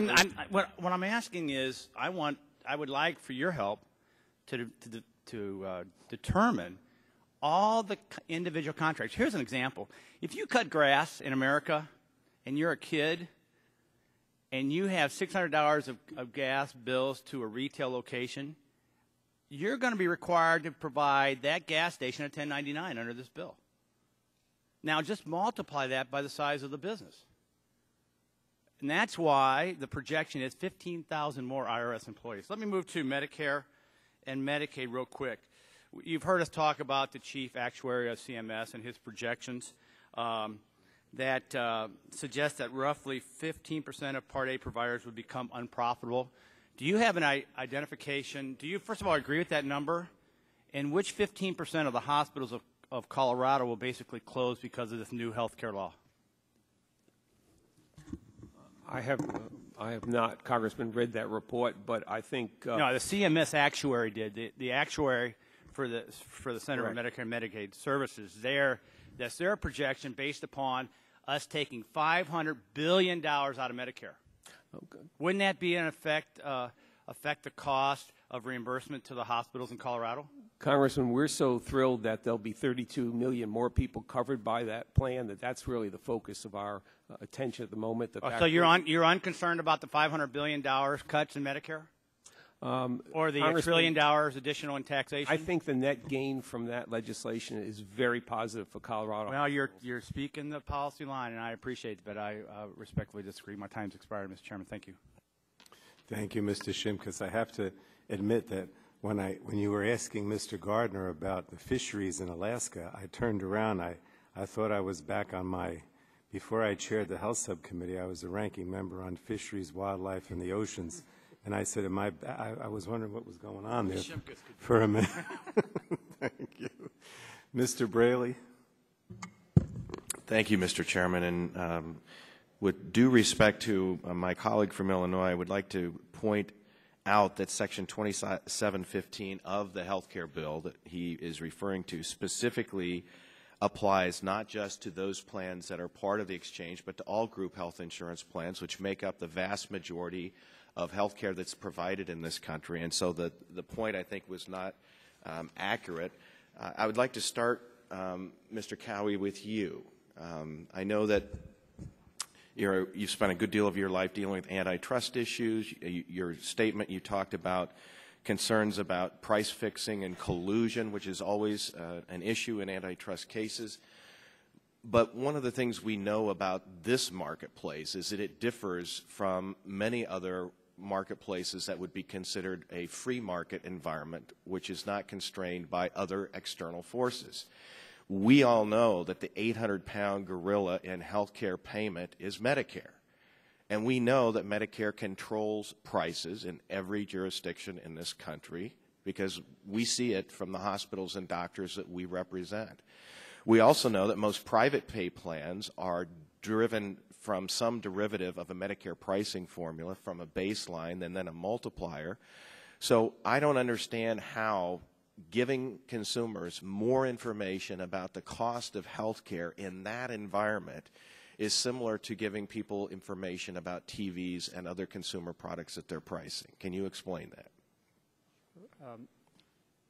Congressman Braley, there's healthcare sectors is distinguishable because Medicare and Medicaid plays an important role. But at the FTC, we wanted to make sure consumers got the benefit of vigorous price competition. So competition between drug manufacturers, competition between hospital systems, competition between large physician groups remains important in healthcare just like it does in other sectors. Where publication of pricing can become problematic is if you're dealing with parts of the industry where commercial suppliers are negotiating with other large commercial suppliers. So in many regions of many cities in this country, there's only 2 or 3 hospital systems. And those 2 or 3 hospital systems are negotiating pricing with Blue Cross, with Aetna or Cigna. And those are big boys negotiating hard. And in general, and in our trust, our view is if you're playing poker, you shouldn't have to show your cards.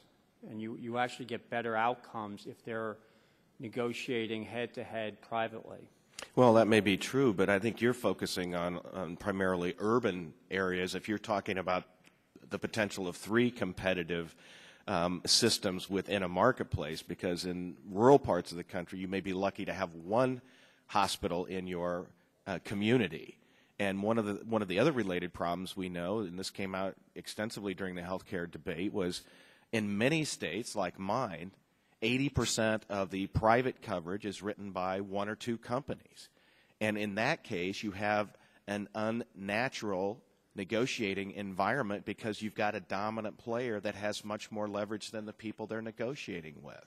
And so, Mr. Summer, I'd like you to comment on that, because you represent a vast group of hospitals, from large urban hospitals to hospitals that are in rural communities and may be dependent upon a lot of other facts that are affecting what type of services they can provide. Do you believe that more transparency in pricing is going to hurt the medical consumers in your state? No, Congressman. I think that the transparency that takes place at the state level, where they provide the range of charges for certain diagnoses that are adjusted, do help patients, give them some indication of the ranges. However, the real issue is what health insurance plan they belong to. And like your question, like the question, the answer is, there are places where there are not choices of providers. That's where you need to go. And so it gives a range of what's available, but there's really not a lot of choice on price. Mr. Rugland, I want to talk to you about your statement about the commitment to transparency that you talked about in your opening statement. Driven by our strong belief we must change to sustain our obligation to care for the community. You talked about how quality improved as a related aspect of a commitment to pricing and to transparency in the way you price the services you provide, and also emphasizing getting the most efficiency into the system. One of the things that was mentioned was a reference to taking $500 billion out of Medicare over the 10-year cost that CBO scored this bill. And yet many healthcare economists estimate that each year there is somewhere between $500 and $700 billion of inefficient or wasted services within the healthcare delivery system. So I'd like you to comment on how becoming more efficient and becoming more transparent promotes quality outcomes, promotes efficiency in the system, and achieves the goal that we all are looking for. Okay, let me start off by saying it's our view there's $1 trillion a year of waste within the medical system, the healthcare system. 50% of the system is redundant and waste. When we started working on the issue of how will we sustain our health care in our community, which was about 7 years ago, I like to say it this way: we put a bet on the fact that the model was going to need to change. It would not sustain itself as it operated. That over time the patient would have more and more voice in what their health care decisions were. And in order for us to be positioned in order to deal with that, we had to do several things. One is there had to be more information available, meaningful information. The first step was to work with the hospitals in Wisconsin to gather data on cost and quality. And then we also had to go into our own system and change the way we did things so that we could redesign the process to remove the waste. Now, one of the things we found out was that as we understand and had transparency about price and quality, and some of that information is in my written testimony, and we posted it in the hospitals and in the clinics, we got better. We found out that people working in healthcare don't want to be at the bottom of the rank. They want to be good. They're committed passionately to what they're working on, and they want to be better. And their response to posting this data was that we got better. So as we moved to change our processes, our quality got better. And that was what I was trying to get at in my testimony. Thank you. I'll yield back. Mr. Chairman, can I ask unanimous consent just for 1 minute to address this language of law that was raised by To my friend from Iowa, the out-of-pocket cost transparency provision, Section 10,104, only applies to insurance purchased through the exchanges. Section 10,104 amends Section 1311E of the bill, which is the exchange section, which is the exact important reason why the Green-Barton bill needs to be addressed, because it'll address transparency across the board to all insurance. Thank you. You're back. Gentleman from Pennsylvania, Mr. Pitts. Thank you, Mr. Chairman. Mr. Summer, the health care law that we just passed imposes a 2.3% tax on medical devices when they're sold. Are hospitals purchasers of medical devices? Yes, sir, they do. Do you think it is likely or not likely at all that the medical device manufacturers will pass the tax through to the purchaser of the product in the form of an increased sales price? Congressman, we are hopeful that does not happen. But you think it probably will? I can't comment on that. You can't? Okay. Well, would it be fair to say that the tax on medical devices will increase the cost of procedures at your hospitals because the cost of medical devices used in those procedures is higher? Congressman, certainly all the components of a procedure, including the medical devices, are factored into the cost of what that procedure would cost. Okay. Dr. Herslinger, what are the proper roles of the government and the private sector in ensuring Americans have access to the information they need to make good decisions? Is there any information that, if released, could lead to collusion and increased costs for consumers? Should the government insist on keeping that kind of information private or pursue other responses? Well, the danger of collusion is, of course, great in oligopolistic industries. If there's free entry in the market, if Mr. Cowie and I colluded on price, then Mr. Summer, Mr. Rugland, Mr. Gardner could all enter the market and cut our prices. So the only circumstances where we could collude effectively is if he and I are the only participants in the market. In most of the American economy, that is not so. Healthcare, for example, the healthcare delivery system is hugely fragmented and famous for its fragmentation. We have over 700,000 physicians, over 5,000 hospitals. The danger of collusion, which may be there in the pharmaceutical industry, where a pharmaceutical company may hold a patent and be a virtual monopoly, is not so in the rest of the delivery system. And in the rare cases where there's been transparency of prices and quality, prices have improved and quality has gone up in healthcare like the rest of the economy.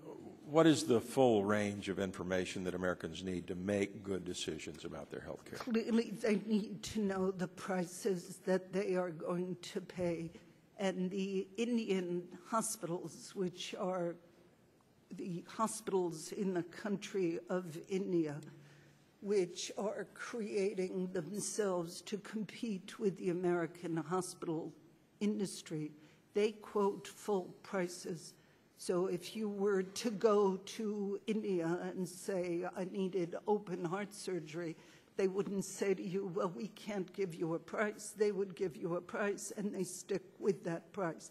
So clearly you need price information, but that's not enough. You need to know what the quality is as well.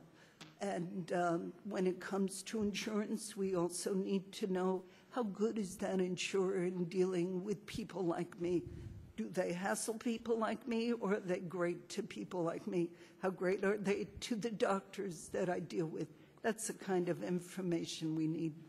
And is it preferable for the government to empower Americans with good information about the quality and cost of their health care, or to task government bureaucrats with determining which procedures and treatments are cost-effective and medically effective? I think the models that we have in transparency elsewhere in the economy, for example, in the SEC has the power to enforce transparency, but it has ceded that power to professionals, in this case, the accounting professions, who are not stakeholders. They're not interested in preserving turf. They're solely interested in doing a good job of measurement. That's a very good model to follow. Finally, Mr. Holden, I understand Medicare pays ambulatory surgery centers about 58% of the hospital outpatient rate, and that beneficiaries can save even more with their copays.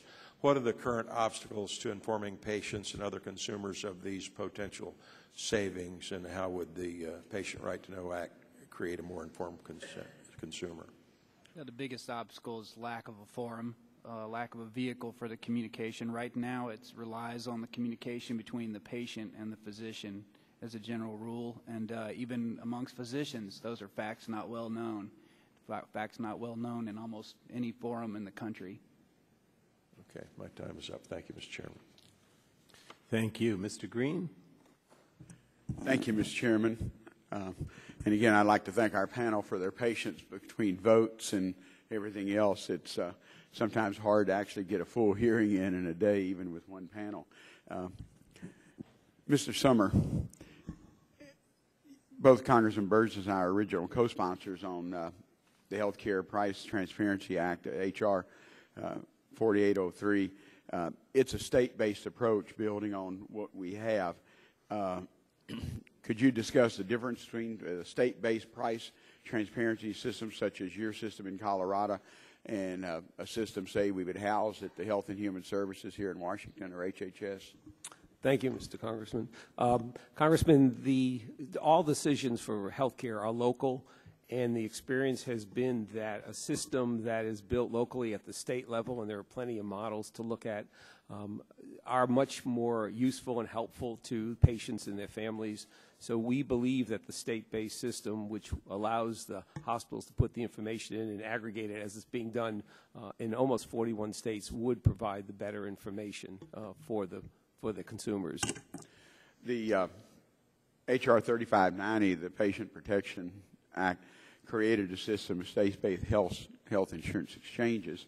And do you believe setting a federal floor on states to adhere to with regard to price transparency is a logical way to proceed with price transparency, even though those exchanges will be state-based? I'm sorry, I couldn't understand the question, Congressman. The bill created a system of state-based health insurance changes. And is it better, would it be better to have a federal, for example, minimum standards, which we're going to have for those exchanges anyway? That's what current law. But transferring that into transparency, should we have some type of minimum amount of transparency that all states would have, using the best of the 31 states we have, for example? I think some federal guidelines, some uniform definitions would certainly help for the comparability of that information, yes. Okay. Of course, I say that because just a few days ago, the governor of Texas decided he wasn't going to participate. And I'm never so thankful that we put in there that if we will have a state exchange in Texas, but it'll be without state participation, because obviously our small businesses and folks need it. But you referenced the need for a study of consumer-friendly pricing language or common terms or some of the sort of agreement among hospitals providers on pricing language. Do you have any suggestions on this study or implementation using these common terms? And it seems that universally common pricing language should be, regulator guidance should be issued by HHS, so we would know, again, cross state lines, whether it's a state exchange on the type of policy we're purchasing or the information that we're being provided, whether you're in Texas or Louisiana or New York. Yeah, Congressman, I think very much to your point, I think there needs to be some comparability and some standardization because borders are very porous when it comes to purchasing health care and using health care facilities. I mean, there's a distinction in our mind with borders, but that's not how people buy health care, and so there would need to be that standardization of some comparability between the terms and the information. Okay. Thank you. Mr. Holden, how would the quality reporting requirement in the Patient's Right to Know Act regarding apples-to-apples comparison of quality metrics across sites of care create more useful quality information for a patient considering an outpatient surgery at ASC or a hospital? And does the ASC industry have, what are they doing now on quality reporting? Because I think we know hospitals are having to do it. Are the outpatient surgical centers also doing it? Yes, sir. We, as I mentioned, we're reporting voluntarily about 20% of centers in the U.S. through the ASC Quality Collaborative, posted online at ascquality.org. In addition, we formed the ASC Quality Collaborative to pursue this initiative on our own, assuming that there may not be a forum like we have here today to discuss it and take it to the next level. So it's something that we've been pushing on internally. And I think the first part of your question is what would it take to create these apples-to-apples comparisons, because consumers need both pricing information, but they also need to know quality so they can make that informed decision. All right. Well, obviously, you need as I think it's mentioned several times, the pricing information across the modalities. And, you know, there are the NQF data is available today, but we'd need to expand the data set. You know, you would need to tailor it to a consumer-friendly, consumer-relevant set of metrics. Like if you or I were sitting down and trying to decide where to get a cataract surgery, you would want to know. You wouldn't need that many data points, much like I think the example was given on the car. If you had the, if you had the various consumer reports and repair records and things like that in a similar vein, you could make those decisions pretty quickly. Well, and I know most people, and I know in my own family, if their doctor recommends some type of surgery, they're going to typically go where the doctor suggests. But I think we're going to empower a lot more consumers to say, if I need a bypass, I can tell you there's lots of facilities in Houston, Texas that can provide bypass surgery, and both having the quality and the information there, particularly if they're having to pay, their 20% copay. We know seniors now are concerned because they have to come up with either Medigap or that 20% on Medicare. A lot of folks, though, below 65, don't do that. So I think the information we would provide by this legislation would help. So. There's no forum today. There's no place to go for that information for the outpatient platform. The best we could think of was doing it amongst ourselves, but for it to be correct, it needs to compare across all modalities, and we don't have the power to make that happen. That's right. Thank you, Mr. Chairman. Appreciate your patience. Thank you. Mr. Burgess. Thank you, Mr. Chairman. I have a particularly difficult task because I only have 5 minutes. And although we heard from Dr. Kagan in the first panel, there's no doctor on the second panel, so I feel obligated to be that doctor on the second panel. So I may ask myself a few questions and respond, because I think the doctor's perspective is important to have before the committee. I'll just have to say one thing, too. Atul Gawande, who before he became famous for traveling to McAllen, Texas, also did some other travels, and I think it was 2004, wrote an article for the New Yorker called The Bell Curve. And I know I've heard Dr. Herzlinger speak of issues like this before, but to have the actual report card, if you will, on hospitals, on doctors, so that consumers, patients can make the best choice if they are supposed to have a whatever, knee replacement, what have you, that they can then, maybe they don't want necessarily the best price, but they want to go to the place with the best results for knee surgery. Actually, the article on the bell curve that Dr. Gawande wrote was on the treatment, the long-term treatment and management of cystic fibrosis, and how the very meticulous management of these patients could actually translate into years added on to the end of life expectancy. So it's a theoretic point, but it also has some practical applications. And Mr. Summer and Dr. Herzlinger, I wonder if you could just comment on that, because that seems to be the direction of what we're discussing today. I mean, what about the concept of having a report card for your hospitals and for physicians? Congressman, I'll speak for the hospital side only, and I would say we could not agree with you more. In fact, that kind of information, we work with the state of Colorado, and there are over 36 quality measures available today on our webpage that you can essentially slice and dice them any way to do any kinds of comparisons among hospitals and procedures. So we fully support that. I think the basis for that is best done at the state level, but that, as you said, in combination with the pricing information is important information. And so we have moved forward with and in collaboration with the state of Colorado to put that information and make it available today. Thank you. And of course, I know the physician's perspective and some pushback that would come from my community. But Dr. Herslinger, let me even ask you, as from someone in the business world, or even perhaps the patient's perspective, what about this type of model? Well, clearly, patients love information. Consumers love information. That's what's made Consumer Reports so powerful. There was a fabulous New York Times or Wall Street Journal article yesterday lauding Consumer Reports and other information intermediaries, people like J.D. Power, who's a real person, Bloomberg. Those are people who take information that's provided by the government and they translate it and make it useful for consumers, and they are well rewarded for their efforts. So consumers, when you look at surveys of what do they want in healthcare, one of the primary things they want from the government is they want transparency. I'd like to comment on whether the transparency should be state-based or federal-based. There are many good reasons for doing it by state, but the Dartmouth Atlas shows tremendous variations in the quality of care across states and across institutions. It would make sense for somebody who lives in Wisconsin on the border of Michigan or on adjacent states to be able to have information so that they could compare the regional data. The quality of information of healthcare and price of healthcare, not only within their own state, but in neighboring markets. Okay.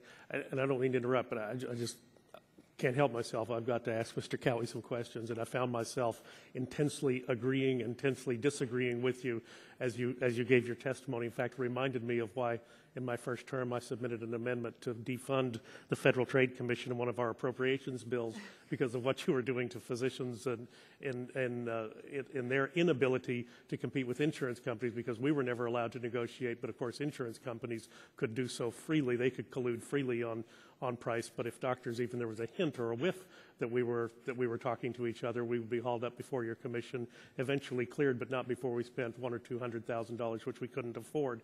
But on the issue of not having data up there because it could lead to an unfair advantage to a third-party payer, I actually do support that notion, and I worry that if I put my price for delivering a baby up on the internet that I'll give Cigna, that United and Blue Cross will quickly say, hey, look what this guy will do this for, and they'll be right back in with a new contract that reflects that lower level. But the real problem is not Cigna and Blue Cross. The big problem is the Center for Medicare and Medicaid Services and the Sustainable Growth Rate formula, which every insurance company in the country almost pegs to the SGR. And as a consequence, when we cut doctors' pay 5%, 6%, 21%, which we're threatening to do at the end of this month, every insurance company out there in the country is salivating and rubbing their hands together, because now they're going to be able to offer new contracts based on that percentage of the SGR formula. So really, shouldn't the FTC go after CMS with all the vigor that it attacked physicians a few years ago? And I know I'm out of time, but I'd like to hear a response. Yeah, Congressman, I'd need to study that issue and get back to you to address it intelligently. I'll accept that deferral. It does become, and this is a very, very complex problem. I didn't get to question the ambulatory surgery center, but we have the whole issue of physician-owned hospitals, which we've essentially outlawed in the health care bill. And yet, if you want the best bang for your buck, if I'm uninsured and I need a moderate procedure done, I can get that procedure for 1/10 of the cost that I can get it in the hospital if I go to an ambulatory surgery center. The doctor's fee is likely to be the same in each facility because it doesn't matter to them. They're indifferent as to where what facility they use. But the big cost driver is the hospital versus the ambulatory surgery center.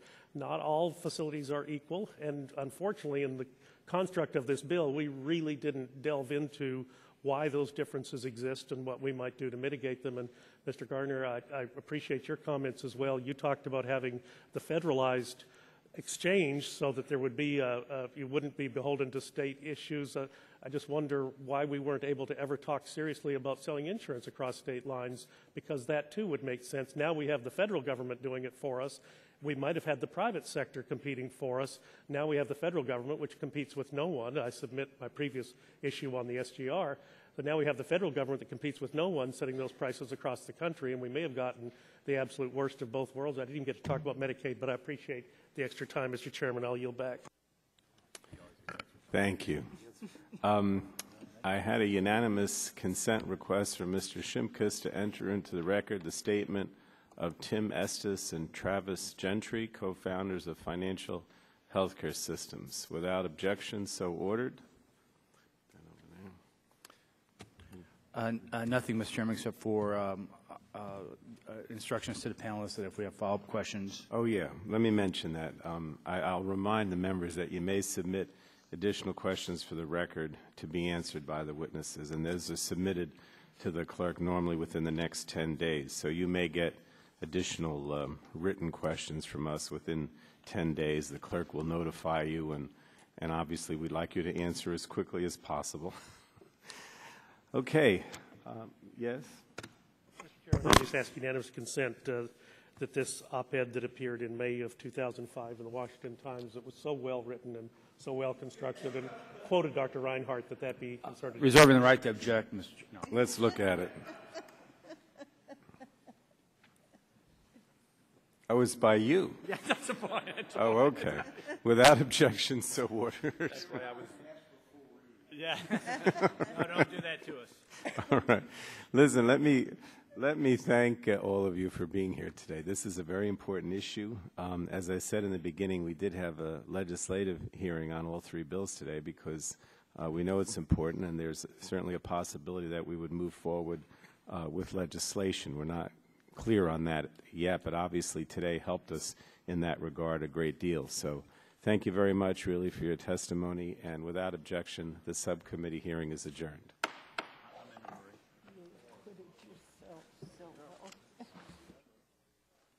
Hey.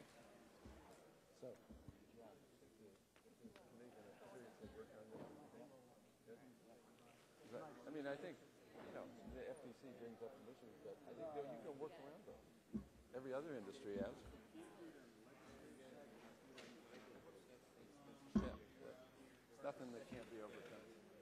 Nice to meet you. I want to hear about fishing in Alaska. You want to hear about fishing in Alaska? Yeah, good to meet you. Appreciate you.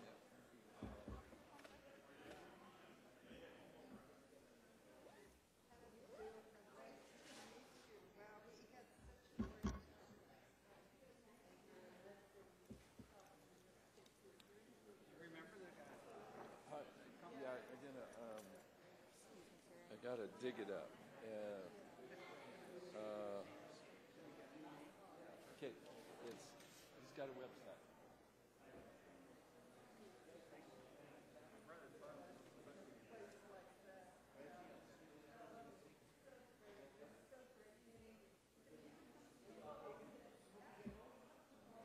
I'm gonna give you my card. So when you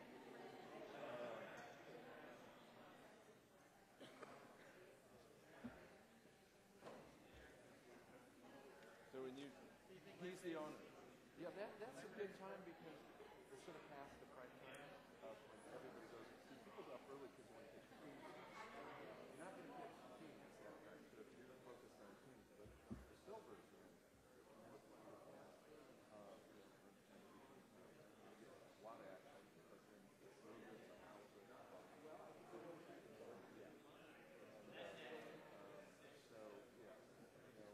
about August 15th.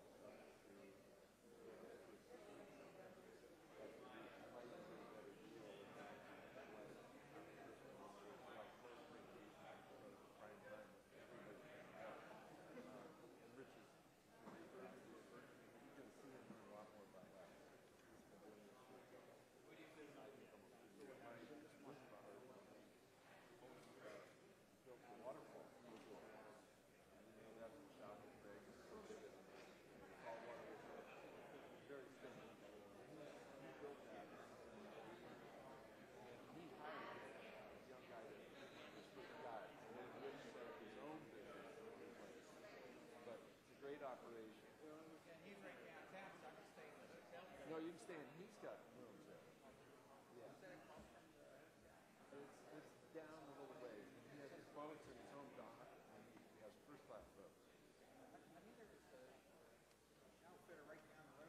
Yeah.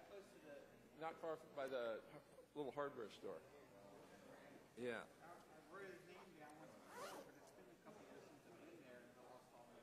Yeah. No, that's it. Yeah. Yeah. Yes. Okay, well, hopefully the committee will go forward and work on this. I'm sure that it needs some.